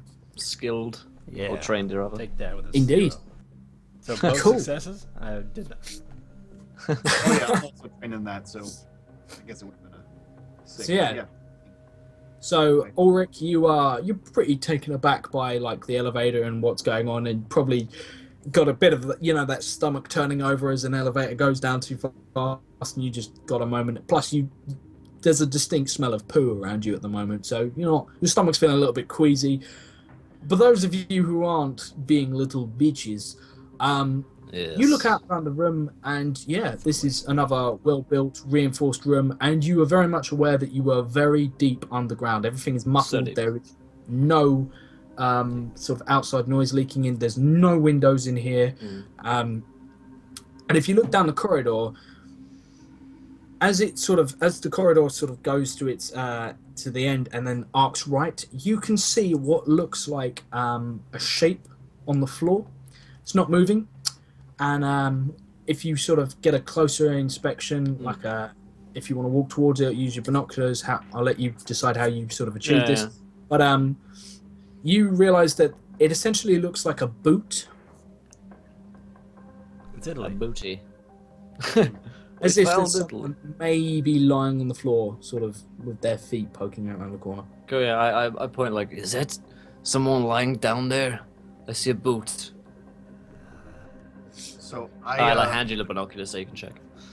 yeah, I will look. What do your special eyes see? It looks like a boot. In fact, it almost looks like a boot that's wrapped in something. Okay. Poop rag. Yeah, so I'll take the It's binoculars wrapped and in so much poop rag. just poop rag. Yeah, I'll take the binoculars and see down there. Do I just see a boot? Do I see any more detail on You there? see a boot. I mean, it's round the whatever that makes up the rest of this this diorama is round the corner. Okay. Yeah, I step 1 foot out of the elevator onto the floor, I see a boot. What? Oh, no, you're not mentioning. like with intrepidation, like waiting for some other alert Yeah, to no. pop up. As you step out, you sort of see that mounted above this. You can't see it because of the roof of the elevator. But as you step out, mounted in like its magnificence above the corridor is a big display, and on it simply reads time till. Yeah, it reads T minus. How long do we have left of stream? 1 We hour. have an hour and T minus an 28. hour and 30 minutes until security arrive for shift change. And then underneath it just says like today's security provided by Vostok. Tomorrow like shift changeover to Vlad, and then it just like keeps scrolling across, and then there's like a did you know it's always safe to wash your hands with disinfectant, and then it just like I look at my other hands. rounds start going So on, and I then step out of the elevator and I read that, and so I look down at Jacqueline and I say, yeah, so Vlad is the guy who's replacing the security team, so that's probably a dead body. You should wear his clothes, and you, gross hands, you should probably disinfect with something, because the screen also agrees and says that it's safe to disinfect Probably your a good hands. idea. Yep. I'm gonna go check out this dead body. Yeah, well, I guess we'll all Or walk up that way. potential dead body. this guy lying on the floor really resents the fact that you've already claimed he's dead. He is not dead. He's absolutely not dead. He's kind of good dead. for He's ever so slightly dead. He's- Sucks. As you come around the corner, you find a body that is essentially it's laying on its back. There's quite clearly a wound on its chest, and it's wearing some sort of white laboratory coat, smart suit underneath. It's an older gentleman. He's bespectacled. He's got thinning hair, like a really heavily receding hairline, and he's wearing sort of vaguely military-ish boots. And he has been laminated to the floor. And around the sort of the outline where you'd expect there to be sort of maybe like a chalk outline or something, if this was cheesy like that, it's got a seal that like a rubberized seal that is adhered to the floor, and at the bottom is a small timer, and it basically just says time till oxygen depletion, and it just says 0000. Good. Well, he's dead. Can I like cut him out with my machete? Yeah. It just cuts out. It cuts off pretty easily, and there is a He doesn't smell bad at all. Like you can smell blood, but whatever this is seems to have preserved him. What? How does he look like he died? It looks Other like than- Okay. he's been shot. Shot, yeah. And as you sort of, I mean, I suppose you're examining the body. Roll me a perception. This is difficulty 4 for you. So just because it's- 3. Yep. 11. So that's a success. Cool. You you notice that a couple of things. First of all, yeah, he's been shot from behind. It's hit him sort of midway down his back, slightly to the left side, and he probably had a punctured lung when he went down. And yeah, he's on the floor, and there are essentially there's stuff on the bag, this thing that is written in so many different languages, but you scroll down, it's like trying to find the instructions. Yeah. Like, oh god, where is it? And you finally get to common, and it says essentially, this bag is designed to be adhered to a body that cannot be immediately reached by medical personnel, and it will keep the occupant alive for up to 48 hours in not stasis, but it will essentially, and this it just says this is a Gen 2 biomedical seal, and that's about all you get. Some shit about keeping this guy alive here for 48 hours before he would die. Something about medical team going to get him. Shit, I don't know what the hell this place is.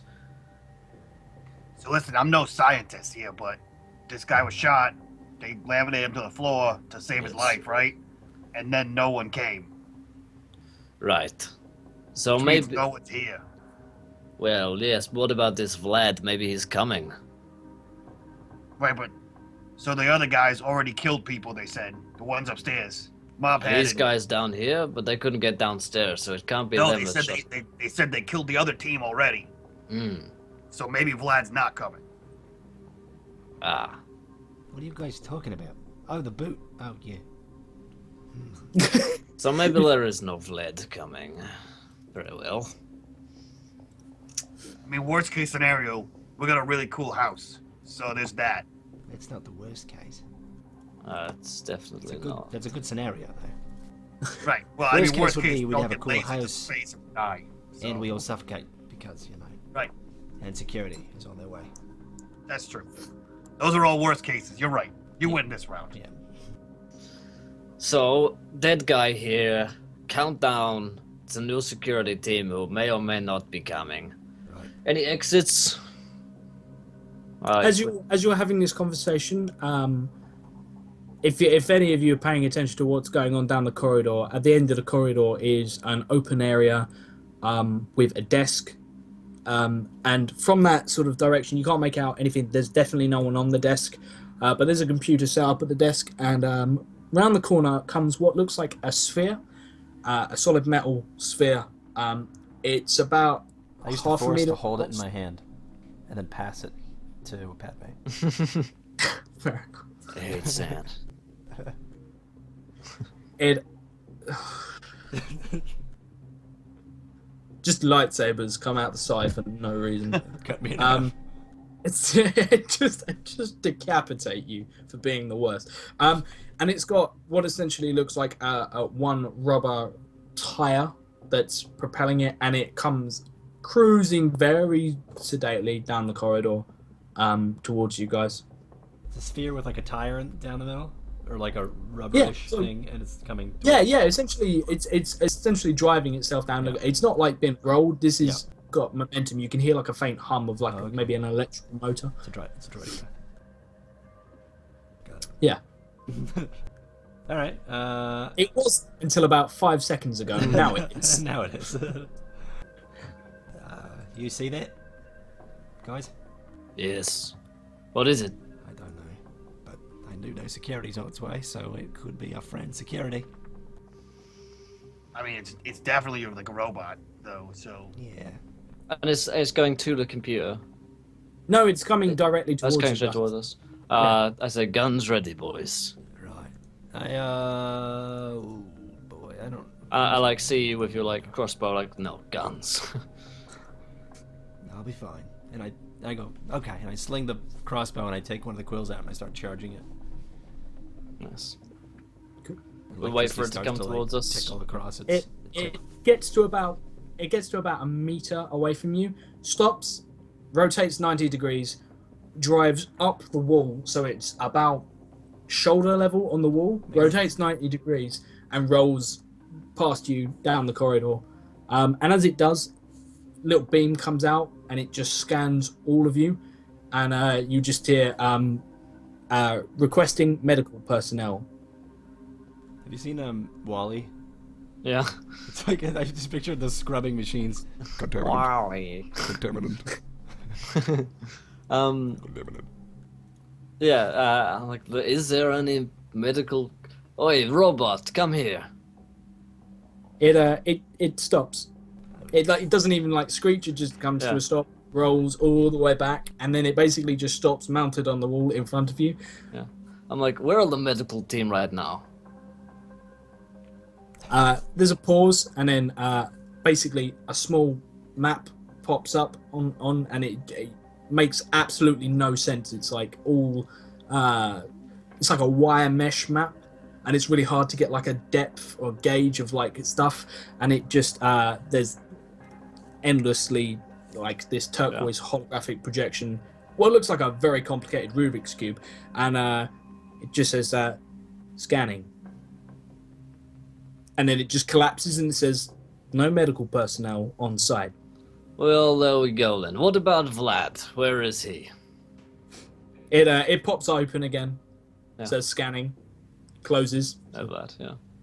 Security I look at it person. and I say, On robot, take us to Sector 1. It pops open. Map closes. Says follow, and then it just rolls.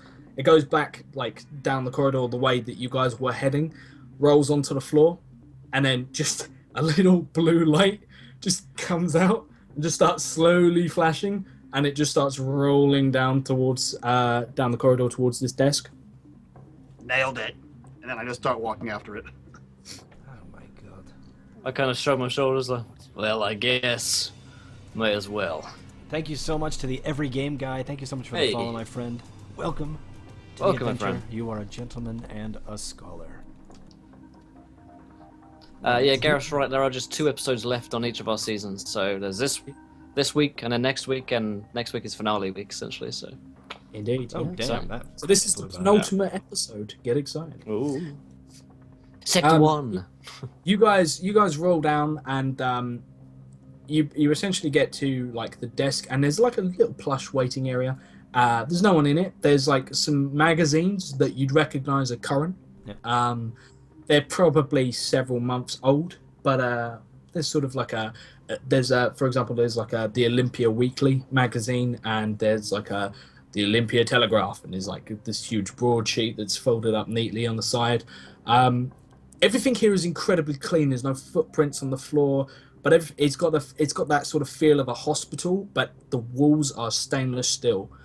And it gets to the desk, and either side of the desk, to the right there is a security gate, sort of doorway, and then to the left there is a secondary security gate, and the one to the left is labeled Sector 1, patients / subjects, and then it just says Section 2, staff / visitors.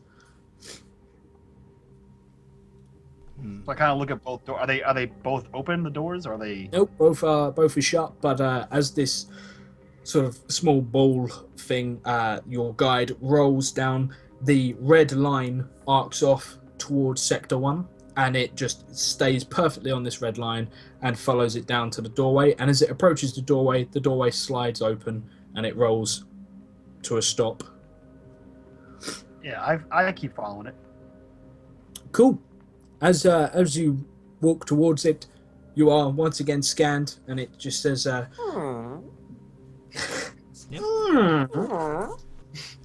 just says, Farts subject at Arcturus. This is subject Arcturus, P089. Report to medical wing. Yeah, we gotta get you to the medical wing. Well, I guess we are visitors, so let's go. What did you just say? Visitors. I said visitors. We are Not a wizard? a guest. I'm not a wizard. Visitor. Oh, sorry. Translation. So guys, I suggest. can we take a bio break real Yeah, quick while you guys just Sure. talk Yep. Monday? So as I'm like, so I say we go through the left-hand door into the visitors. The guests. Ah, the guests. The visitors. So yeah, I think that's probably a good idea. I think we gotta get you to the medical wing though, because you are dying? Dead? Oh, I'm dead. Yeah, this one's dead. I think you're dead too. I'm fine. dead. Has no. Oh, I didn't tell you. So it said that I was dead, and I should also sign up for the Pioneer something program. So I just went ahead and. Well, yeah, they'd asked Some me part that of the too, and box. I said no. Oh. You weren't asked. Wasn't I? Yeah, no, it was No, only. you were told to report to Section 2 because you were admittable for a visitor's permit. Alright, I need to go to section 2 now. Yeah. So I said to the Oh, shit. robot, take me to section 2, guys. The robot thing before said if I go section 2, I can get a visitor pass. See, I said visitor. Yeah. Now you're getting it. Thank you. Jeez, English. A visitor. It's Yeah, like you're making really me difficult. confused because I'm not a wizard. That would be... I turned to the robot. Take me to sector 2. It literally just rolls up. It turns 90 degrees, rolls up the left-hand side wall, over the ceiling, down the right-hand side wall, and it just stops in front of the right-hand doorway. The doorway opens up. Well, I just get. Looks like this way, guys. Bitches. Beaches. Robot Peace got out, me back. beaches. Peace out, little bitches. So yeah, I didn't go you for the tell me I right had to hand. go anywhere, right? Just said sign up. You were told to dead. report. You were told to report to Sector 1 because you were clinically dead. That's what it was. Yep. Well, I'm going there anyway. Awesome. Yep. So, So right I guess hand me and Ulrich and I report to sector 1. I don't remember over. that Or Cool. sector 2. in character. Cool. So you guys step forward, and as you sort of step over the threshold, Jackal, into Sector 2, you feel like a static, sort of a buzz, passes the second you're through the door, and everything feels normal again. And there is essentially a small corridor, and to your left there is there's essentially a window, and you can look through, and you see Ulrich and Arcturus sort of step forward, one after the other, as they are scanned for like the umpteenth time, and they step through, and you can see them walk into like a secondary waiting area, and there's like another security door in front of them, and same for you. There's another security door in front of you, but yours is already open, and I wave like yeah, an idiot through the window back at. Cool. You can't actually see them. It's a one-way mirror, so Damn it. you guys can't see Jackal on I that wink side. at myself. Just- I get you stuck. just I look at fix the my big hair mirror. and then I wink at myself. Yeah. Because I'm charming. I'm gonna roll a charm check Roll that charm check. See how to cast it on in love- myself and Jackal. Indeed. I'm gonna take my bio whilst you guys do the sector Nice. 2 stuff.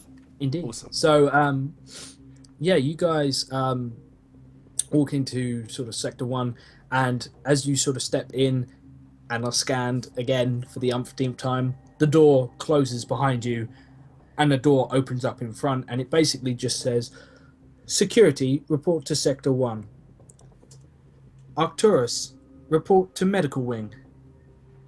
And then it just says, "Unidentified subject, classification 095. Report to the morgue." Right. So you're Octorus Hey, so wait, I'm how the did you other get a guy. lower number than me? because I'm awesome.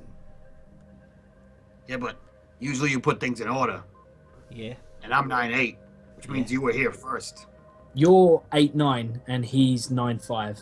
Oh, okay, I had that backwards. Well then, disregard all the things I just said.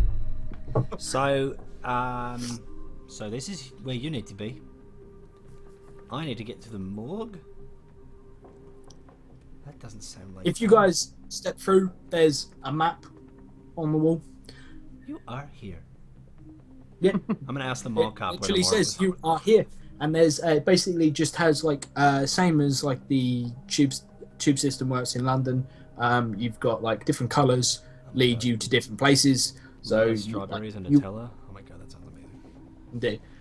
So there's a black line, and that just leads to the morgue, and it follows straight down the corridor, and then appears to go down what looks like maybe a set of steps at the end of the corridor, and then about halfway down the corridor, while this one goes straight on, there's a left, and it's medical suite, and that's orange.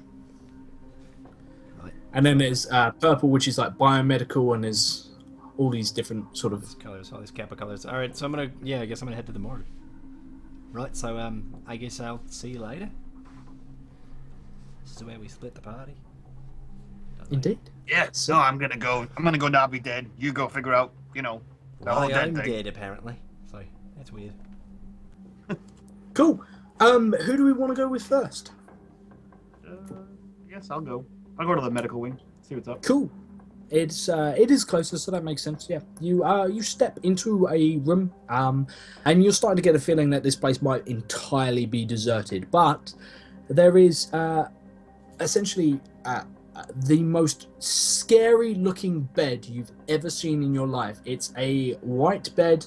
It looks almost like the Animus from the first Assassin's Creed, that sort of glassy texture to it.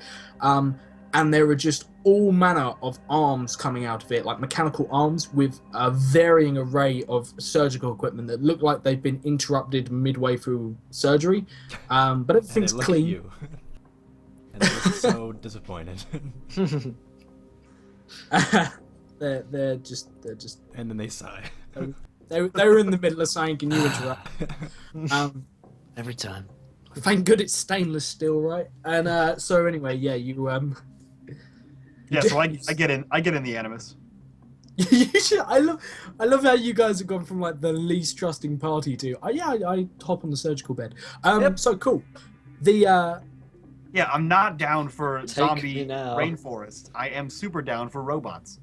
cool. This thing essentially appears like it gives you like a wraparound screen.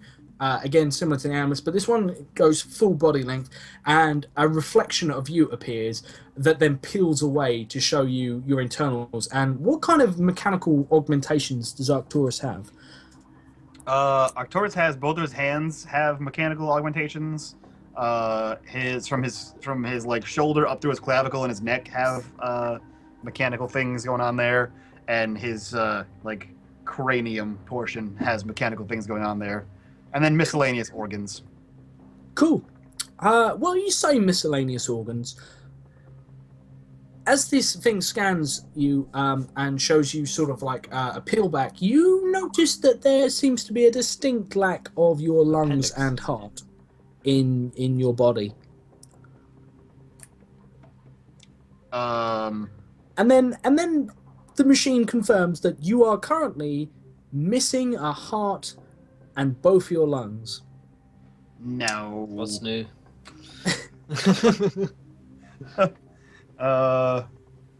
Yeah, I guess I'm not like strapped down to this thing, right? I'm just kind of like laying here. Well, it's sealed around you. Can I move in it? Let Yeah, go you of can me, move it. Abstergo. Okay, yeah. So I unzip the nano suit where I know where it is, or I guess it's on the back of my neck, but I unzip it a little bit and I kind of stick my hand in the suit and feel down to my chest. Do I feel a heartbeat? Yeah, you feel some sort of heartbeat. Arcturus' A heart secondary grew scan. 3 sizes that day. A secondary scan sort of comes up for you, and this one's a little deeper, and it shows that your heart has been transplanted basically down low into your stomach area and compacted, and is essentially functioning at the hypertensive limit, and you have a huge cavity in your chest, which actually has some sort of artificial lining in it, and the machine registers that there are trace amounts of a synthetic compound, maybe the highly dangerous drugs that you were packed full of, and the surgeon basically, the auto surgeon introduces itself and says, "Hello there. My name is Douglas. I will be your auto surgeon today. This is a pre-recorded surgery. We will be rearranging your organs and cloning you some replacement organs for damaged tissue. Please remain calm." And then It's a surgery we gas. did earlier. Gas just goes Like in as your face. as the gas starts to go out, I say, "Can you do something about the suit?" And then I pass out. Cool. Taking you to Ulrich. Ulrich, you are heading down the... Oh, by the way, the door's shut behind you, so you're not just in an open... Because, I mean, we wouldn't want people to walk in while your organs were being harvested. And you... How Yeah, awkward would that be, huh? We I grow. know. When she walks in and your organs are being collected. Oh, this never happens. Honestly. Oh my! Oh, Mom, no. Ooh, excuse me. Indeed.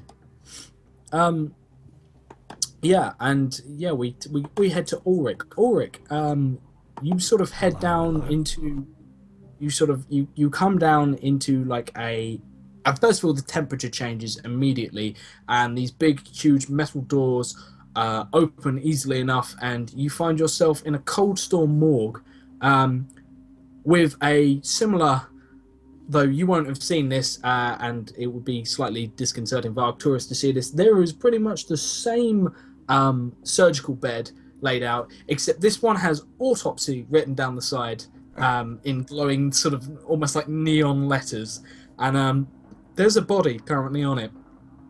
Well, there's a hollow body. It looks like essentially someone was halfway through surgery and had something unplugged. Speaking of plugs, Ooh, Hey, there's a hook. hey. Yeah, I was gonna actually say, if you guys are following along but you haven't hit that follow button, then do so. Join us in our adventure. We're here Sunday, Monday, Tuesday, Wednesday, Thursday, every month on a Friday doing D20 dating, playing Dungeons and Dragons, Numenera, Wildcards, Stars of Our Number, bunch of games, bunch of stuff. We've got a 24-hour stream coming up, which is on Saturday the 20th of February. the boys. Le Bois. There's 100 hours of D&D streamed every day. There's weekly articles. There's a new article up on the website today about some DM fundamentals from Mitch. And go check us out if you haven't already. And the podcast as well. Do it. Indeed, do it. As Jackal would say, just do it. Duh. The. Jackal is in no way endorsed by Nike. So, yeah. Le Bois means woods. I just looked up Le Bois. It just means woods. Oh, that's so good. Yeah, Le Bois. Forest. I mean, it gave me woods. Oh, that's so good. I was like, this has got to mean something. So yeah, you Ulrich, you head into Le Bois. No, you head into woods. the morgue. Yeah. There are woods everywhere, and you find that it looks like the autopsy surgeon has been interrupted halfway through an autopsy. Maybe it's been unplugged or something like that.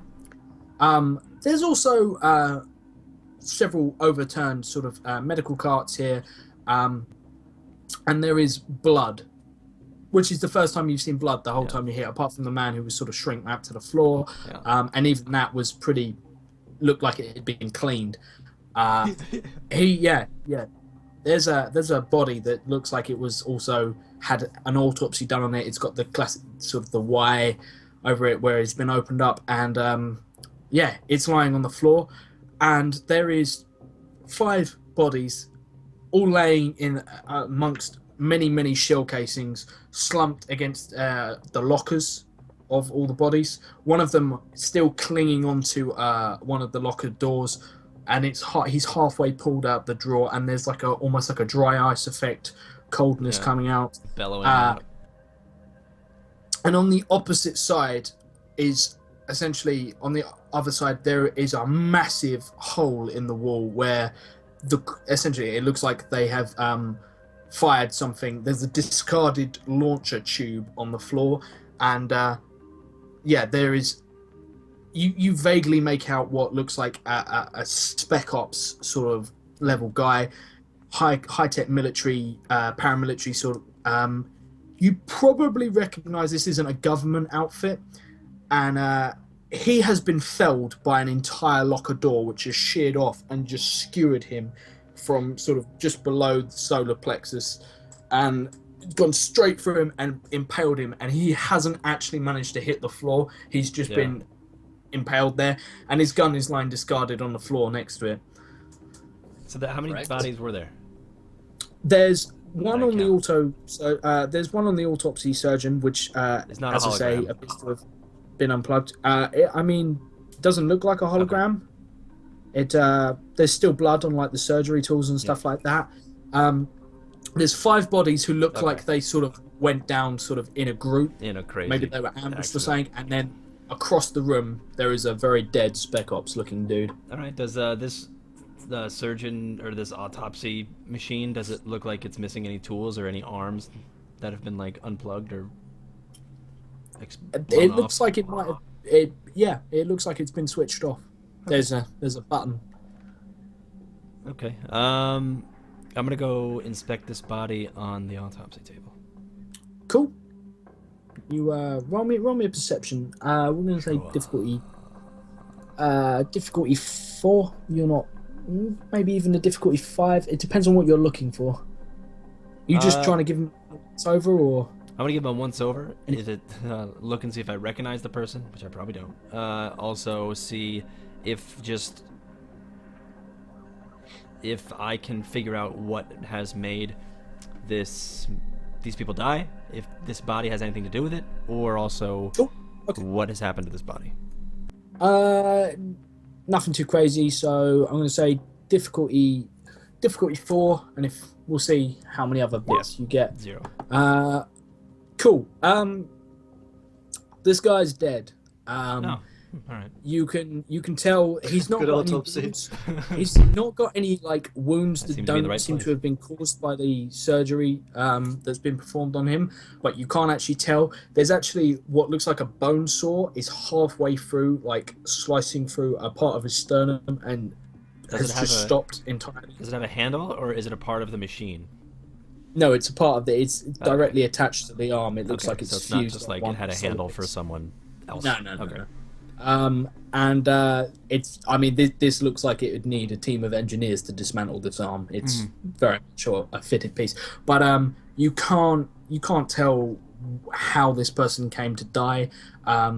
They are just obviously have been killed. It's just cutting off his arm to inspect. There, nothing in there. All right, this guy looks like he was 32 years old, counting the rings.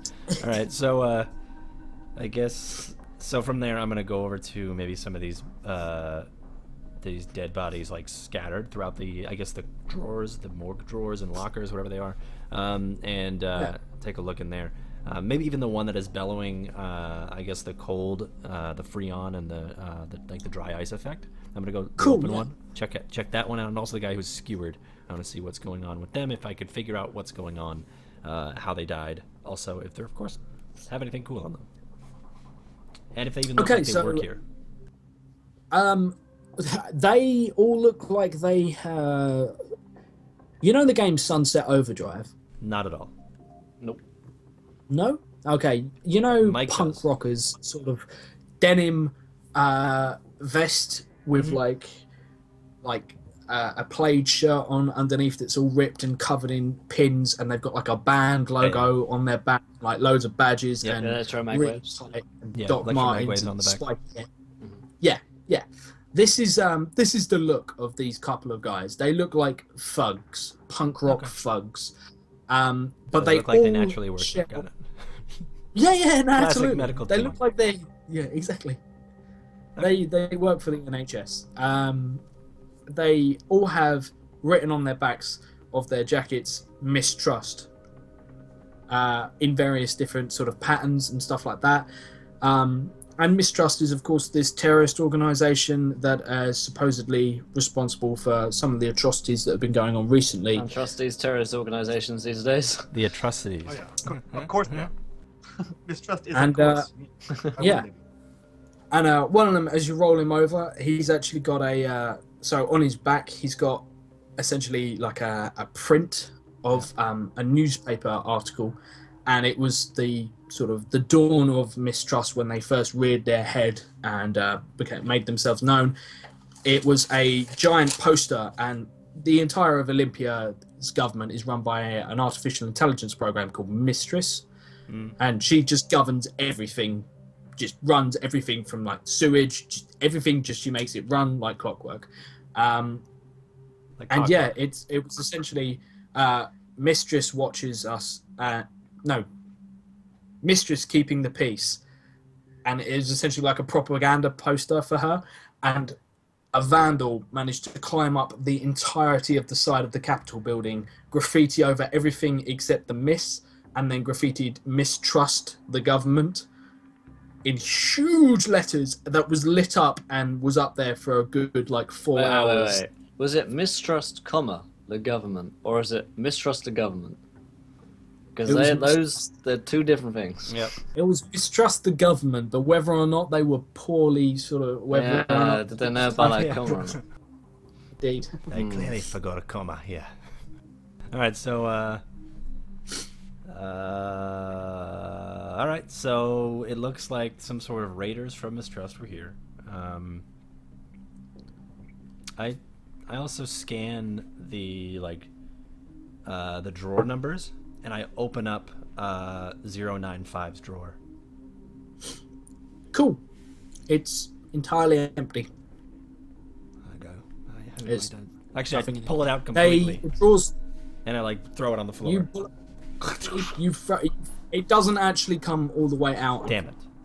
Unfortunately, you get it a certain way, and it locks. And then as you're trying to tug it, maybe you pull the handle, and wheels just snap out from underneath, and it essentially just wheels into the room. I tip it over. I don't, because he assumes that 095 is his drawer, because that's what his identification Indeed. is. So he's just like, nope, Yeah. not gonna go in there because I'm not ready to die. I mean, you're already dead, That's so true. I mean, really, you're just like, fuck you. Yeah, No. fuck you, Death. Yeah, I'm still walking. You open up the drawers with dead people in. You're like, what's your problem? I'm still here. What the Clear, hell? clear. It's going crazy inside. You're trying to pretend that I'm resurrecting things, very Joker-esque, and then I'm like, all right, this is boring, and I walk out, and I try to tell them about the propaganda of mistrust and the accident that looks like may or may not have happened there. Cool. Real quick, did you say you looked inside the one that was half open with the Freon effect and stuff like that? Cool. There is a scrapbook in there, and it just says Markies, keep off, and then it's got an anarchy symbol spray painted on the front. I pick it up. And underneath it vaguely looks like it might have been a school textbook at one point. Marky? Marky, Okay. yeah. All right. Marky's textbook or Marky's scrapbook. Or is it a marquee? Marky's scrapbook. Marquee scrapbook. It just blinks all the It's a time. marquee. In a chasing and blinking pattern. I'm like, God, these are so annoying. All right. Sweet. Nice. Cool. Taking it to Jackal. Jackal, you are essentially walking into a secondary sort of you walk into a corridor. It's a big open area, and immediately to your left there is a map, and it just says observation room, and then it's got a variety of different labs. There's a lab that is there's a whole section which is dedicated to a strange sounding, it's a research lab, and it just says URAIF in big letters. AIF. And this is all been translated on URN multiple as fuck. levels. Okay. URAIF. Explain to me how. Almost. So to my left, map. To my right. To your right is a corridor that leads off to sort of the research laboratories, including this URAIF, URAIF, whatever you want to call it, however you want to. Letters. Research and development is to your right. Straight ahead is observation. Alright, I got to research. Cool. As you you head down Gotta the get corridor, a pass and around here. Robot? Anybody? there's a couple of small. Basically, there's a runner that runs along the ceiling, and every now and again, what looks like a surveillance camera just rolls down, but pays you no attention whatsoever and just rolls off into a different room. And they all sort of go in through the vents into different rooms. Most of the rooms are locked and key coded. And have a variety of them say visitor permitted, and then it's just security staff only, research staff only, but They all have a Not chessboard having right a next to the key door, card. though. they all have a chessboard. Yep. Do you know the move? And roll me a perception check. real Sure. quick. DC? I'm gonna say difficulty 4 because you're not too. So a 3 for me. Nope. I see nothing. Cool. You continue down the corridor, and you eventually find this URAIF research and development, and the door is ajar. There's It's actually appears a to jar. be It's not Wait, a how's it a jar. jar? I mean, it's Yeah. not a door. It's just a jar. Then. I unscrew the lid and hop in. and then it Yeah, shatters. crazy cool. What a pickle we're in. It drains of jam. It shatters, and there is a regular door that is slightly open behind That it. was weird. Jackal, welcome to the Hanging Gardens of Babylon. You've been on Monero. hallucinogenics this whole time. Yeah. You're safe. This entire season has just been Jackal in the Freaking Hanging out. Gardens. Who are these idiots Talking to the around hanging me? bodies of Arcturus and the long dead Alric. Yeah, Ulrich Okay, was so- never with him to start with. He's Yeah. just been there for millennia. Yeah, So I think I fixed the coding on Give. It worked earlier when I did it. So, yeah. So the door is slightly ajar. Can I see any into it? the lab on the other side is lit, but there is definitely a body on the floor, and the foot of the body is essentially holding the door open. Luckily for you.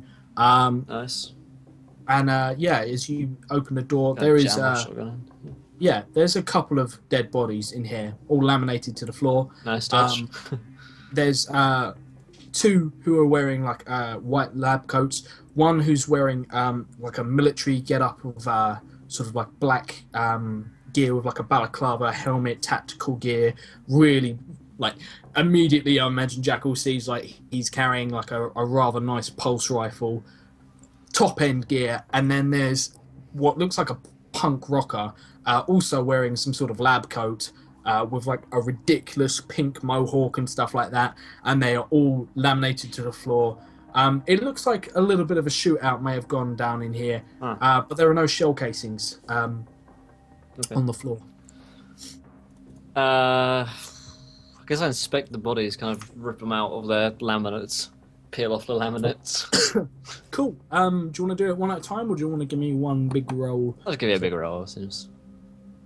Again, difficulty 4, unless you're looking for some deep, Yep, profound just made it. stuff. Cool. Who's most important to you? You've got two hands, Pink one punk- mohawk, dude. Pink mohawk dude. Cool. Yeah. You rip it open and you find a visitor's pass. And yeah, underneath he's wearing punk rock gear. He's got a revolver, like a really shitty revolver, tucked into his waistband, like right in the most, like idiots who just do that, who are like, oh, I'll just stick it right next to my balls and hope it doesn't go off and blow my nuts off. And you just look at this guy and he looks like a complete tool, but he has mistrust emblazoned on this denim jacket. And yeah, he's got a lab coat. He's got some pens and stuff. They're all ridiculous colors and like Sharpies and whatever. And yeah, apart from that, he's not actually carrying anything of interest. So I take my visitor's pass. I guess. Sorry, Indeed. go ahead. You said a butt. No. I was just saying, yeah. But I grab my visitor's pass, and I'm gonna go to one of the doors which previously had like visitors only access, and I want to. Zip. Thank you so much, World Best Seeker ones. J. Thank you so much Hey. for the follow. Welcome, my friend. Enjoy your stay. You are a gentleman and a scholar. Enjoy that free gold in chat. Cool. You swipe your visitor's pass and a laboratory door opens. And you'll notice that in the room you're in, there is a large mechanical sort of like some sort of, it looks like an engine, like a really big beefy engine of some degree, but with a lot more like electronical components built, interlaced, webbed within.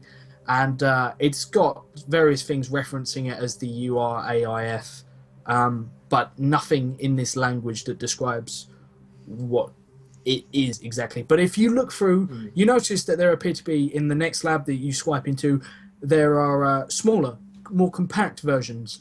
And if you actually look out into the corridor, you realise that some of these have been mounted on the ceiling around.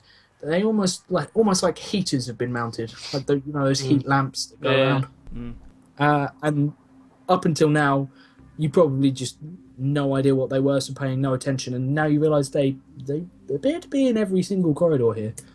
Huh. But you've only noticed them since you've entered Sector 2. Okay. Well, I kind of notice these, and I'm taking a good look at them. We're going to head towards research, whilst kind of keeping an eye on these machine things, which I've just noticed everywhere. Like, imagine now that I notice them, I see them fucking everywhere. Yeah. And as you walk past them, you start to realize that every time you walk past them, you feel that vague static sensation that you felt when you walked in. But it doesn't appear to have any effect on you whatsoever. You feel absolutely fine. You don't feel like you've even been scanned. It's almost as if you've just walked through like maybe cobwebs or something like that. Your hair stands on end a little bit. Yeah. But other than that, Oh, what a gross feeling. Yeah. I head towards research just to peek my head in, I guess. cool. You've just come from research. Oh, I'll go to observation. Sorry. Yeah, cool. So you come into observation, and it's. Well, we'll get back to that in just 1 second. And that's Arcturus, you awaken, feeling very, very good and mellow and chill, and everything is just gravy. You're wearing right a now. white hood, and you're missing your right ring finger. Sweet. And you are now a member of an ancient order. You fucking hate Templars right now. You That's really- all you know. Like literally, Ulrich walks into have the to get room back to and he's Mr. like, Go. you've never noticed he has like a red cross like emblazoned on his chest. And Yeah, he's- what that guy, that There's an Ulrich, by the ancient way, battle between I know. Templars. Have you always had that tattoo? Words scroll across the screen. It says, "Stay your blade from the flesh of the innocent. Hide in plain sight. Be one with the crowd." You see a glowing feather go by, though. You really want to get that You feather. need to get that. I just go for it. But I hit the screen. Benjamin Franklin, someone you have no idea who they are. They just walk across the screen and are sort of like, "Hey, I'll be randomly engaging you because and you're like, Because of quests. And Because content. reasons. I'm like, okay. Help me fly this kite? Alright. Awesome. So yeah. Sorry. Because back it's to like what you were Assassin's, saying. it's like Assassin's Creed like 25 at this point, so it's really shit. Yeah, I've run out of so much. Help me fly this. So yeah, you wake up in an the open question. surgical bed. You're no longer sealed in, and you feel pretty good. You're also not wearing a suit. Your suit is gone. You're wearing in fact, you're not wearing anything. You're wearing a gown at the moment, like a hospital gown. Oh, couldn't And, have taken it Your medical suit, your biomedical suit, which you've been wearing for God knows how long at this point. It's actually only been a couple of days, but then you weren't sure how long you were here in the first place. God knows how long this It's- season's been. I mean, only a couple days, really. Indeed. Is now hanging essentially on the side, and your suit that you were wearing has been laundered and dry cleaned and pressed and is still fucking ruined But beyond is all shrunk. belief. But it's now folded perfectly, and your trousers are on the futuristic equivalent of a Corby trouser press. Yeah. I don't know what there that it is. Yep. Said Sally words. Frosty trouser press. Indeed. I can make up words too. Yeah, so I get out and I immediately get dressed in what's left of my suit. Cool. Are you taking your old biomedical suit, or are you done with that? Oh yeah, no, I'm taking. Does that look like it's still functional? Yeah, in fact, roll me a quick perception check just to see. Roll me a difficulty 3. On a nat 20, Hey-oh! you know what? On a nat 20, you sort of like go to put your stuff on, and then you realise that there is like one of the walls is essentially, it says reclaim possessions, and if you walk over to it, you open it up, there is a walk-in wardrobe, and there are loads of tags on everything. And yeah, as you sort of walk in, there's like some sort of huge cloakroom, and they're all tagged with like 025, 072, what have you. And then you get to your one, and for 089, there is an empty hangar, and it's like, oh, and then you notice on the floor is your old briefcase, which you vaguely recall you might have had on you when you were kidnapped originally, and Excuse it me, has Josh. It's an attaché case. it's an attaché case. Okay, An attached your case. attaché case, and you open it up, and inside you find your data pad, and you find your house keys, your basic stuff, and and maybe even maybe even a secondary. Yeah, no, you probably find your original pistol, your pistol that you originally had, your phase pistol, and there is a spare suit in there, I would imagine, because Of course. you never know. Why not? You can't go to work in a suit and then go out in the evening in the same suit like a Yeah, peasant. You have yeah. to carry a spare suit. Only farmers do that. That's true. Yeah, so I put back on the nano suit, and then I put back on my fresh suit, and now I have two. There's fresh nano suits as well, by the way. Like this place is just full of fresh nano suits. Oh, yeah. This is And I where carry my everyone's attaché. hospitals. I put my attaché case over my shoulder, and I walk out with it. It's got a man bag. You look Fair so enough. fierce right now. Sweet clutch. So fierce. So fierce. Guys, So I'm a man. It's okay. Yes, well. yeah. You head out and you look dapper as hell. You even got God, you you're can right, I even do. probably find like a pair of really nice Italian leather trousers, Italian leather trousers. I mean, Yeah. if you're particularly inclined, but a nice pair of like tailor-made Italian leather Leather shoes from the and Italians. looking leather Italian leather. It's made out of Italian people. There's They're There's an the ancient tailor. race, but man, a rare leather. It's renowned. Yeah, so I take that and I head over to wherever I left. Thanks for your giant Macy's link. Jesus Christ, dude. you What You the- walk- It doesn't mean. It's beautiful, Anyway. beautiful bag. Now I feel like I'm there. So you walk out into the corridor and are pretty much unsure where Ulrich is gone. But Ulrich, at this point, thankfully, returns. And Ulrich, you are greeted by a very fresh-looking Arcturus. I like you. Kind of like Big. whistle as I walk out. Where'd you get that? Listen, all right. When I come into a place, I leave looking nice. So that's what we're gonna do. Gotta get in there. I got some new organs in here. My bullet hole's gone. I got a new suit. Don't put bleach on it. I'll kill you. I got my bag back. Mm. Oh, by the way, you are now your pulls are all maxed You missed a spot. because you just had replenishing surgery on you. Yeah, you missed a spot, and I like poke your. No, don't And touch I- anything. Then I broke your face. Ah, gotcha. Oh, okay. And you see like my hand went behind my back to like where my pistol is. Sweet purse. Thanks. It's sad. Indiana Jones had one.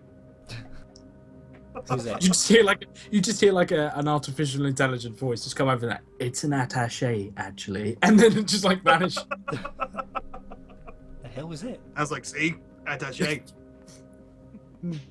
It's like, Right. All right. okay, Google, just blinks on like, actually, that's an attaché. Thanks, Siri. Like, all right, where's Jackal? Find him yet? It's not even Also, are you attached still to dead? anything. How's that Jekyll, going? what? You dead? How's that? Yeah, I Work don't out know. I'm still dead, I guess. I don't know. Didn't tell me anything. But over in the morgue, there was seemed to be some sort of autopsy machine. Kind of looks like that one. And I point to the surgical one that you were just like walked out of. I'm like, look, you have one in there. That's weird. And but this one is covered in blood and also seems to be broken. Stopped mid through a, quote unquote autopsy. And also seemed to be as if like some punk rock roadies died in there. Some sort of explosion or something, or some sort of Okay. Well, that's not weird. blood everywhere. Dead body on the autopsy drawer. What else? Some guys impaled by a door from a locker. Not sure. It's pretty bad. They're not sure. The back of their jackets also said something about mistrust the government. Not sure if it's mistrust the government or mistrust should be karma the government. Not really sure. But anyway, that's there. So bad at grammar. They have bad hair. They rip their jackets. This is wearing those Canadian tuxedos, the fearing ones these with the jeans on jeans jacket. oh, that's Yeah, it's awful. It's disgusting. well. I'm glad that they're dead. Yeah, me too. But we should probably figure out like what they're doing here because they don't look like they work here. That's the thing. Probably some sort of screw up or something. Not sure if you want to go back to the morgue, take a look, or do you want to grab maybe Jackal? That's true. That go other back? guy was dead too. Yeah, The a lot of dead laminated people. floor guy. He was super dead. Yeah, they tried to literally sweep him under the rug. Didn't work. So I guess let's go find Jackal, and we'll. Do you want to go check it out? Yeah, let's go find Jackal, and then we'll see what he found, and then maybe that'll add up. All I know is I Sounds got like a new good organs plan. and a new suit. I know that. I'm very proud of you for having that new suit. Let's go find Jackal. Thanks, man. I'm real appreciative. Yeah, so I guess we leave and go find Jackal. Yeah.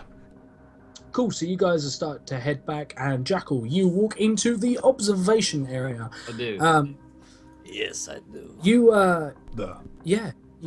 come out to find that you are standing. You've got this huge window in front of you, and it looks down upon essentially like you've got different rooms, and like you could walk along and see into different rooms.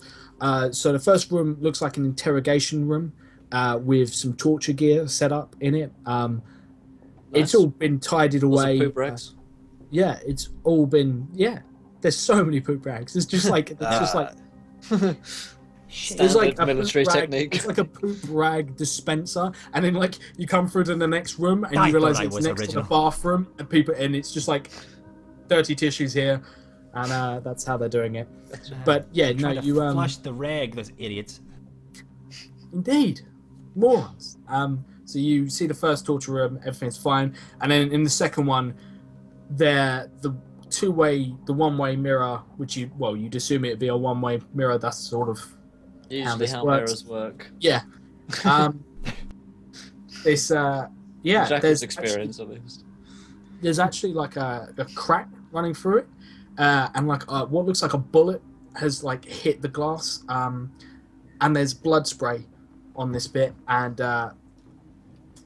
there's a body slumped down. You can't really make out who it is or what what they're wearing, but it looks like on their lower half they're wearing quite smart clothing, and you see white, so you think maybe it could be one of the medical personnel. But this room is locked. Thank you behind the DM screen for the host there, buddy. Thank you.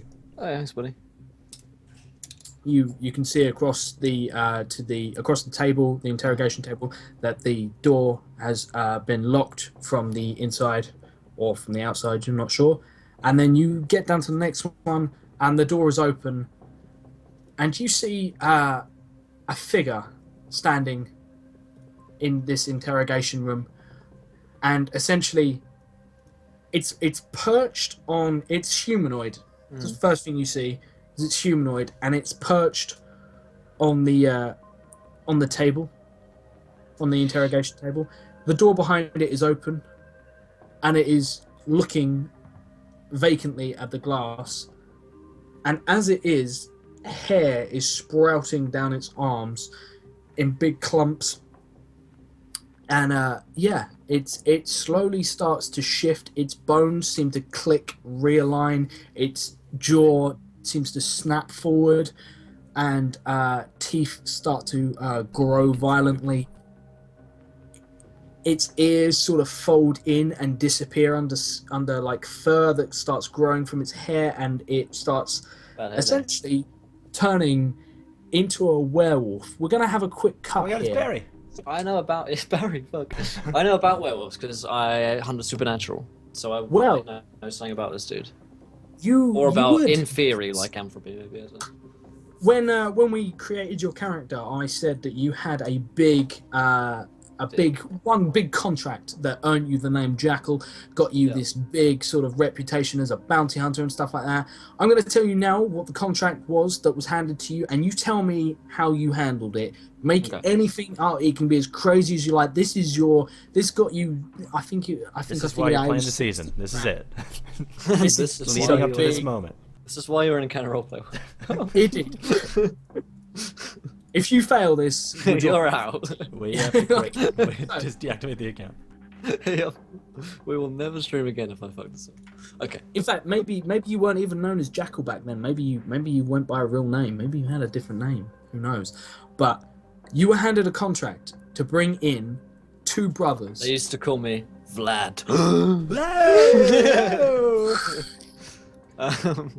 You were contracted to bring in the Richardson brothers, twins, who essentially lived in a forest. It used to be a conservation area, and it had like a wildlife park set up there from pre-war.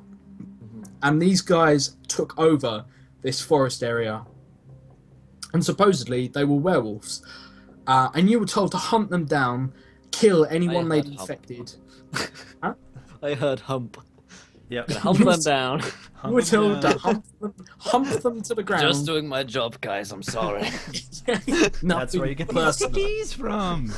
That's why they call me Jackal. So yeah, you were told to hunt down the Richardson brothers, and when you arrived and did whatever you did, you found out that they weren't twins. There was actually 3 of them. There were triplets, and the 3rd brother was essentially a full-blooded wolf, like a dire wolf level, and the single most fearsome opponent you've ever faced. And to the extent you were being paid 25 grand to bring both the brothers' heads in, and the city paid you 75 grand because you single-handedly stopped the werewolves from spreading and overcoming. Tell me how this happened. Tell me this epic Before tale. you do, I would. Yeah, I was gonna say. oh, if you want to, you do it. You got it.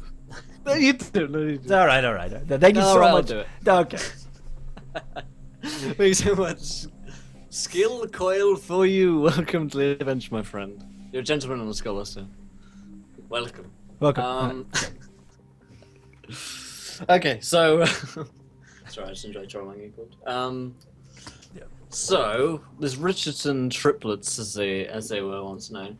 I hunted them down across the galaxy, across the wastes, for probably like months, because they're like expert trackers, and I was also an expert tracker, and I had to stop to get gas and all sorts of shenanigans on the way. And then Babylon appeared, and and it was really what inconvenient. is this place? And I hunted them down to like a gully where they were like hiding in for the night. And as it was like pitch dark, gonna use all my stuff list. I have a candle which never goes out. It's one of my oddities. And the like treacherous path down the gully to their cave where they're staying. I use this candle to it's actually Red Riding Hood. I have to do that.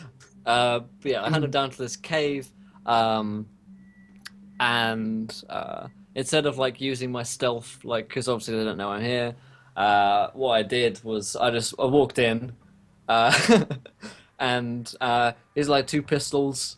No, in fact, at this point he had 1 pistol, because this is like a younger Jackal. I just had the 1 pistol.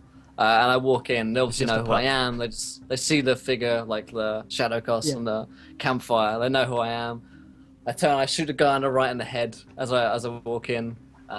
James, casual. Richard, I just walk in, pop him in the head, and then the others get up and they start like firing at me. I die behind a rock, suppressing fire down the other guy. He goes down, and I see the dead guy of the first guy I shot. He actually has a 2nd pistol. And as the guy the 3rd guy jumps over the rock, he's actually transformed into a werewolf, like rake at my face, pick up the 2nd pistol, both at the same time, and he's down. Boom. Yeah. Take her down. Take her down. Roger. Take her down. Indeed. So, this is what you're looking at. It's not them. It's a werewolf. You're not sure who this guy is, but he's crouched. He's not wearing anything, he's just wearing clothes, like your average sort of farmhand clothes. And he's perched on his table, and he turns and he looks directly through the glass at you, and you lock eyes, and you very much realize that he can see you. Mm-hmm. And he lunges as hard as he can, jets off So- the table, like both paws forward, and hits this glass, and it holds, but it cracks slightly. Nice. And he just starts hammering on the glass, and then stops, turns very slowly, and you can just see his nostrils flare. Arcturus and Ulrich, you hear what can only be described as the singular most blood-curdling howl start to echo through the corridors with you. Arcturus stops like dead in his tracks, and he looks over at Ulrich and he says, so about the bodies you found, you want to go check those out again, or like what's going on over there? You What- hear what's like not- someone calling, "Little bitches, there's a fucking werewolf in here. Get down here now." I think I know what happened over there. Yeah, you guys don't hear dick, just to clarify. Like, yeah, I don't know what that is, but I'm not about that right now. That sounds like a bad situation. Oh my god.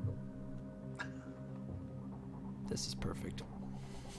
Alright, I'm going to sling my crossbow and start charging my hands. Cool. Actually, my crossbow probably wasn't out. So yeah, I start charging my hands. Cool. You get a healthy amount of crackling lightning. As you do this, you hear a cautionary siren go up, and it basically just says, "Warning: discharging of magic will be met with lethal force by security personnel."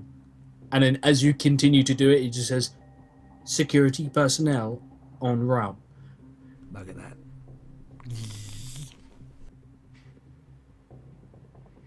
Cool. Arcturus, what are you doing? I'm just standing there. I'm trying to decide whether I leave Humana. or I go back towards the scream. Cool. It's very much like it's further in. It's towards the morgue area, but it's off to another path to your right. Yeah, I So guess it I look branches over at off. Ulrich and I see that he's preparing for battle, and I kind of like sigh. Like, oh, god damn it. I just got the suit.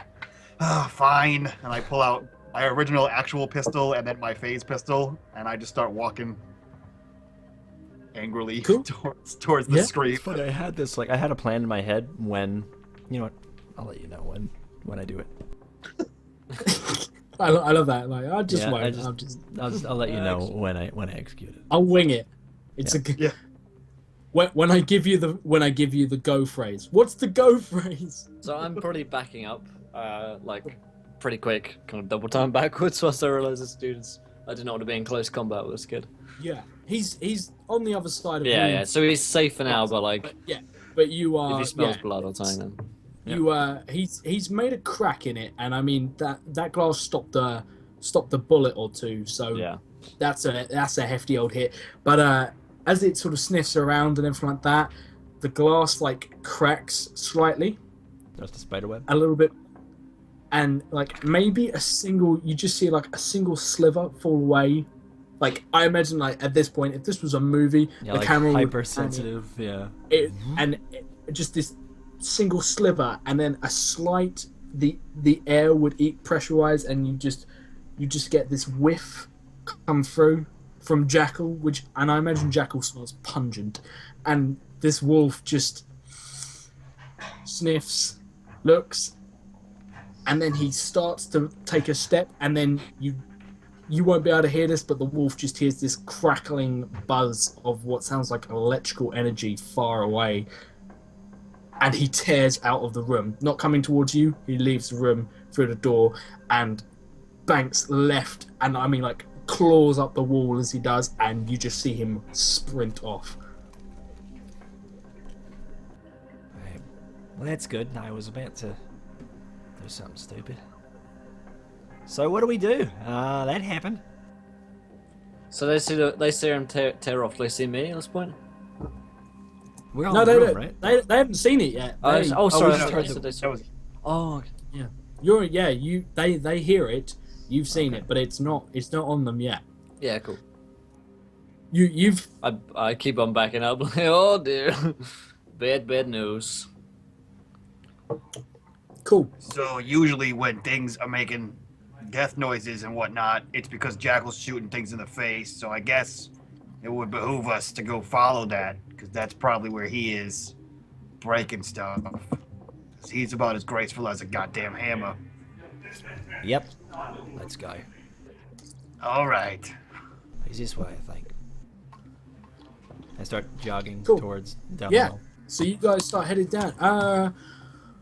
Roll me an intelligence test. This is you're essentially trying to track this thing, and so yeah, I'm gonna say, given you have military background and very much in the I'm not trying sort to of the track way. it. I'm trying to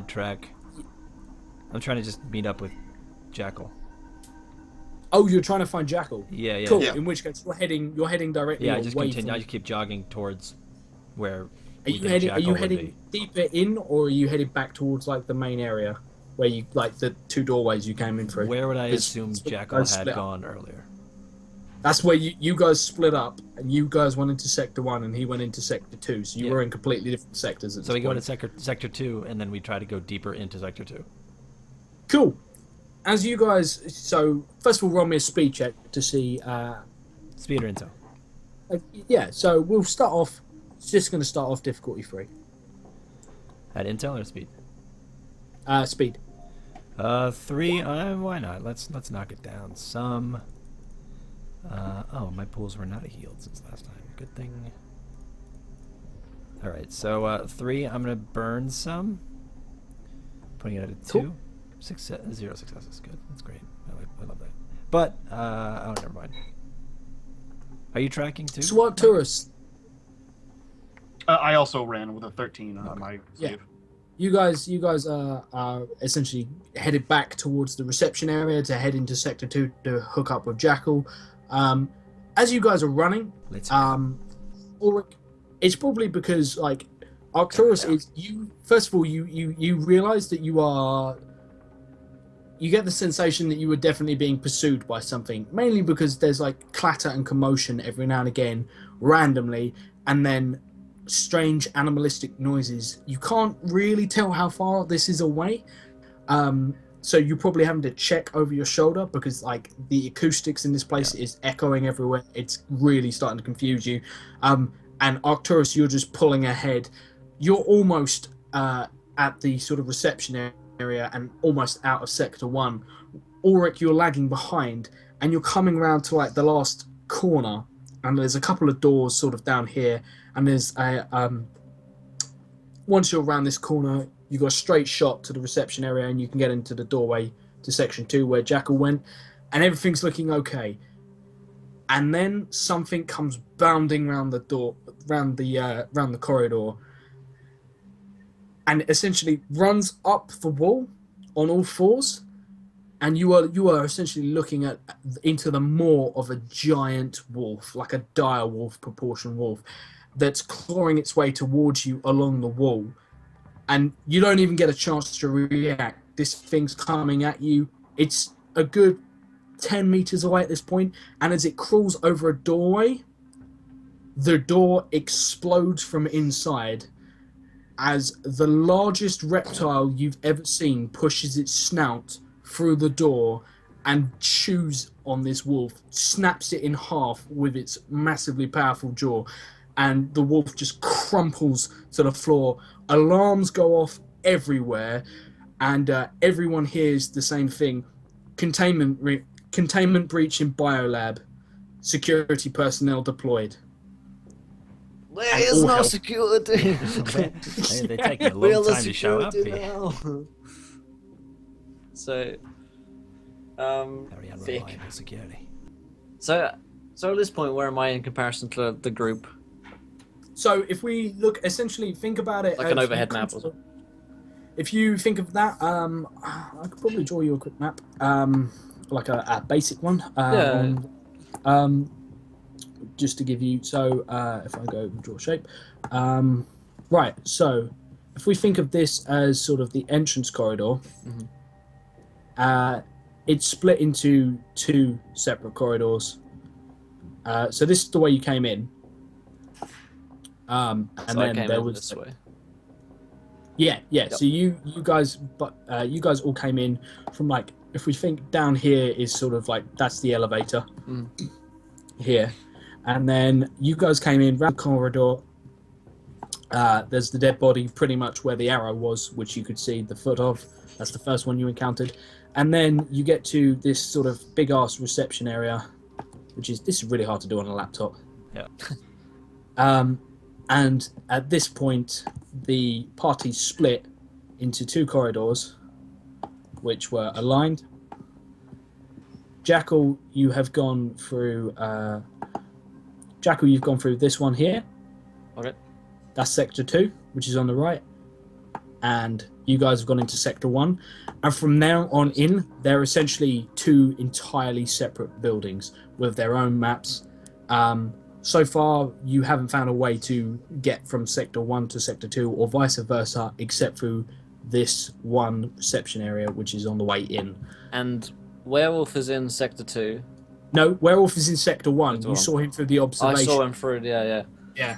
And So he's in with them guys. Raptor Thing is... He's also in Sector 1. Okay, he's also in And Sector 1. has just So plowed both through. these things are out. So I'm just watching these guys as they're like a You Scooby-Doo can't film. see them because Oh, they're yeah. not in the observation bit. But they currently, I'll give you a quick... I start running and I start running out to the middle part of the corridor to... Cool. Because Yeah, I still think these guys are out here, right? So I don't, No, you saw them split up, but they, you saw them going to True, Sector 1. yeah. So I think Yeah. they're somewhere in here. So I start running back to Sector 1. Like, Yeah. these So this clowns, is- what have they done? So this is the corridor that we find ourselves. Arcturus, you've just entered the bit that says Sector 1, so you're basically there. But Ulrich, this new room that I'm just drawing here is where some huge monstrosity has just ploughed through the door and made utter mincemeat of a direwolf, and All right. you are Of a werewolf. you are sort of like it's yeah. Yeah. Okay. And that's. I mean, you don't know this is a werewolf at the moment. This is a big ass wolf coming Yeah. towards you. It's So yeah, you are essentially. In fact, I'm going to say at this point, you're probably even like on a free. You've probably fallen over and allowed like back. I like to think that the reason he got so slow is because Arcturus did the thing that girls do in every horror movie, and I started like toppling everything over behind me. Yeah. But I didn't realize he was still behind me, so he kept getting tripped up on like how What the did fuck? he land? Stop it! Oh, God. This is really not. Oh, I was like, jeez. I gotta go. Oh my God! Oh no! He's after me. Where are the stairs? Where are the stairs? Okay. So I've made. You're over things- here. Yeah, I'm in the No. Arcturus has made it all the way to here. I'm Got it. whether or not he's actually gone round the corner and left you entirely to your fate is unknown. You are about here, Okay. and all hell has just broken loose here, There. as Werewolf has just been splattered from one wall to the next. It's Well, it looks like it's satisfied, so I'm going to continue running. cool. So this is sort of the trajectory. Oh god, I hate laptops. This thing's just come out, It's a splattered. weird trajectory. Oh. Just wiggling its way. Alright, There's blood's- a dead artistic spider skills, there. Yeah. Yeah. Yeah, so make me a speed check to see how fast you are. This is going to be I'm really difficulty. fast. I'm super fast. I'm crazy Yeah. fast. Crazy cool. Well, this is going to be difficulty 5 because you are sort of going to have to get up, I'm and not worried. this is one of those terrifying scenes. Yeah. that- Take that. 12. Cool. 0 success. So you basically like you're trying to get to your feet, as this thing like rips its way through the door, and you're now in a corridor that's 3 meters wide, about 4 meters high, with a very stooped looking T-Rex, which you have no idea what it is. Yeah. Dinosaurs are not something that Giant really. lizard-ish. But the biggest lizard you've ever seen has just torn its way out of what you can't even see what the label was on the doorway, unfortunately. Yep. But actually, we'll run me an intelligence check real quick. I just want to see. Difficulty 5. You're kind of in a panicked state. Yeah, take that. 1. Success. Sorry. Wow. Okay. Cool. 16. You remember that said patient holding cell. And there's several of these holding cells. Yeah. There's about 12 of them. Sort of. This is like holding cell 2, and they just continue sort of all the way down the corridor until it opens up into sort of the main area with all the different places coming off. So I'm going. apparently they're keeping T-Rexes in holding cells. Yeah, apparently. I'm going to. As you do. I'm gonna take. I'm here. You said, ish. Yeah, you're pretty turn- much struggling to make any progress as you are terrified. Can I like look and see like this back corner through the door here? You can see there's not actually a doorway there. It's just me. It's just a bend. Yeah, but it's Okay. just a bend in the corridor. Well, whatever. I'm gonna see whatever's over there, and I'm going to spend intelligence and teleport over there. Like an arc of lightning happens, and I shoot across. Cool. And I land over here, keeping me safe. And I like Fantastic. probably appear right next to Arcturus. I'm like, stop throwing things. I'm tripping on them, and I almost got eaten by that thing. And it's like in the background. I Yeah, imagine but the at suit's this fine point- though. So. Yeah. As you sort of say that thing, you guys hear footsteps, the heaviest footsteps. They don't shake the ground. This wherever you are is built sturdy, but Yep. they echo. There's just a glass of water. It starts to ripple. on the reception desk. Yeah. What are you guys looking at? It's the one of the tanks, Oh, no. like the water tank, Yeah. the water cooler. It just bubbles and then like, Yeah. and they start to slowly pick up, and you hear that sound that horses make, like when they proper snort, that sort of deep exhale, and like when they I can't remember what that's called. Is it brain? Bray? Well, they bray, don't they? No, yeah. When they like blow out, like I think it's through called their braying. nostrils. Yeah, Yeah. you hear that, but louder, and it echoes down the corridor as you hear this thing sort of like to sniff out your scent, essentially. Yes, Whip. Like that. Then do it. Do it. That's so hot. Indeed. So all Jack- the time, I'm running to Sector 1. So Jackal, I'm gonna say at this point you leave Sector 2 and you come out into this reception area, Uh-huh. and like as you pass through the threshold into the reception area, sound jumps out at you, and like Out of you. static, and it's just a giant like sound, just in words, like this giant cutout sound, like a sign, and it just smashes you. And yeah, you run around into the reception area as Arcturus runs round the opposite side of the desk, looking like Arcturus but better dressed. And then I stop and I say, "Run." You Jeff Because we're in Goldblum. Jurassic Park 3. You're just like, oh god. We have to run. Elevator now! Elevator now! Must go faster. Must go faster. Must go faster. Must go faster. This is odd. It seems like we have a bit of conundrum. Time to run. Yeah, and I'm like, as I run here, I'm like carrying running. I'm like, elevator now. Like, Yeah. let's go. What a weird So house. I'm just running straight up to this elevator here. We've probably just run straight past Arcturus. Like, let's go. Yep. Yeah, give me Stop a throwing speed check. things. Give me a speed check, everyone. You're gonna have it's pretty easy than outrunning a werewolf because this thing is struggling to fit through most stuff. Yeah, I know the feeling. The werewolf is dead, right? Yeah. Alright, so it's the Rex Like we're it's running in from. multiple pieces. It just got annihilated. Sweet. But I think also it should be unless someone mentions this directly, Jackal is running from a werewolf. Yeah. He has no idea what's coming for him. That's true. He doesn't know. He doesn't know. He doesn't know. I That's imagine a different growl than I heard before, but no, whatever. Yeah. Oh, well, let's fucking run. Slightly different pitch. and you guys Sounded Sounded bigger. like a T-Rex. a speed check, difficulty 3 for you guys. 0 successes Yes. from yours truly. I died. Rip. Ah! GG. Rip the candle. Right off. As you guys are running, you get to the corner, and like maybe you round the corner just in time. Like as you turn, just in your peripheral vision, you see Ulrich come like herring down the corridor as the walls sort of like ripple around, and this huge reptilian creature squeezes its way into the corridor and snaps out at him and doesn't manage to like bite him, but it hits him with its snout, and Ulrich is sent skidding face first down the corridor into the wall, hits the opposite wall. Ulrich, you're gonna take how badly did you fail? By 1. Okay. Take 2 might damage as you hit the wall. Right.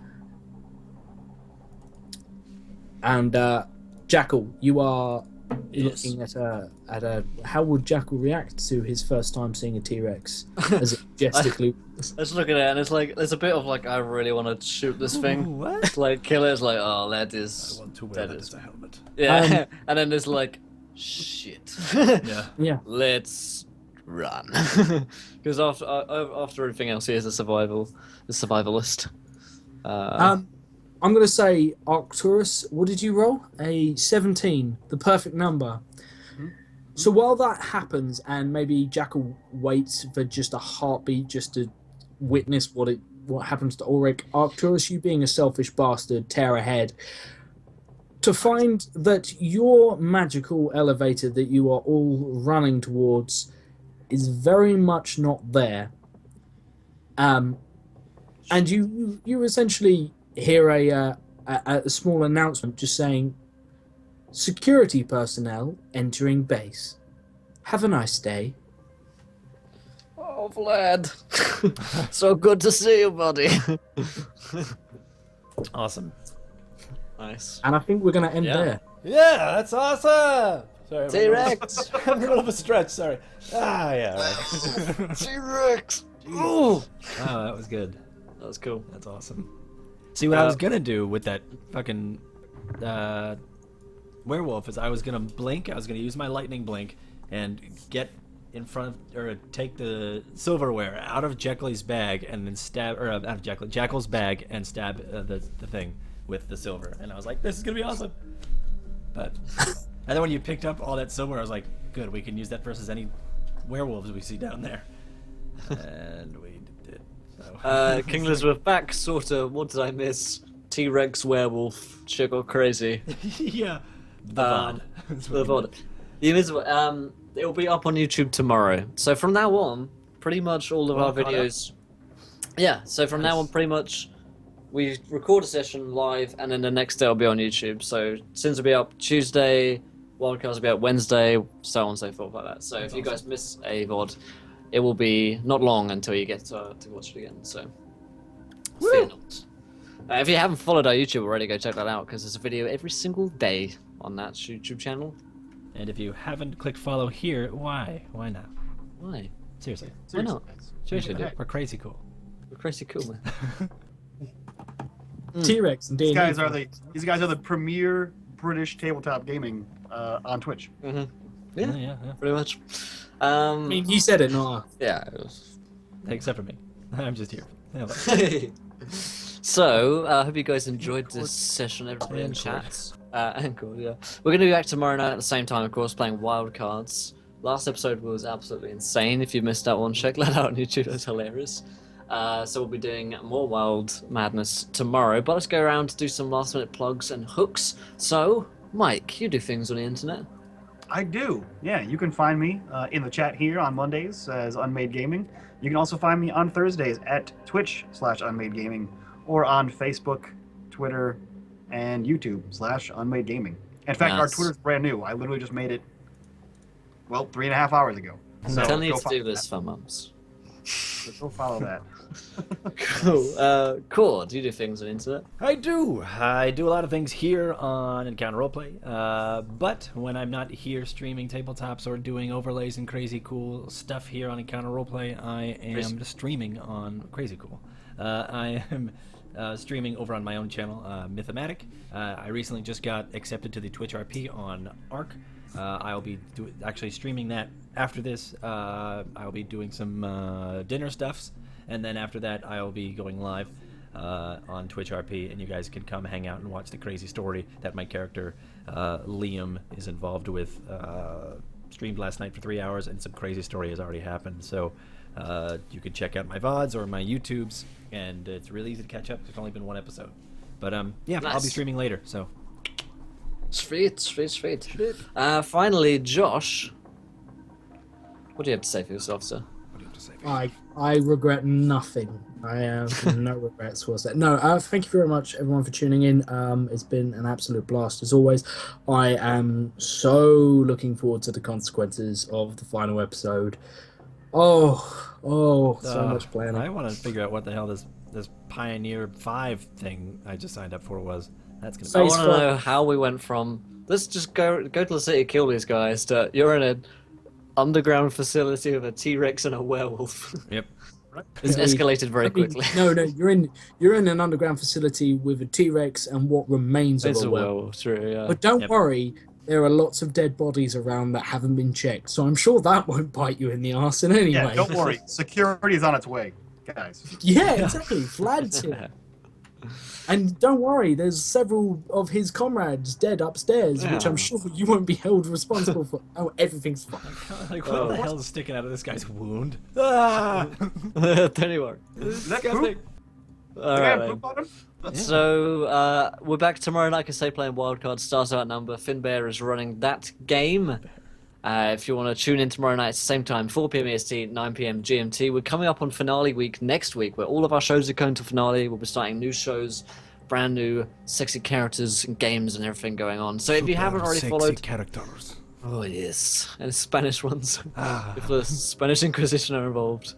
We can never be sure. We never expect them turning up, but when they do, it's always fun. But until next time, everybody, try not to enter an underground facility where there are dead people laminated to the floor.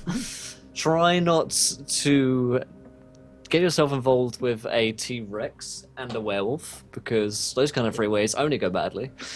And, of course, try not to roll too many nat ones, because we're going to be here laughing when you do. Until next time, everybody, we'll let you out of the dungeon then.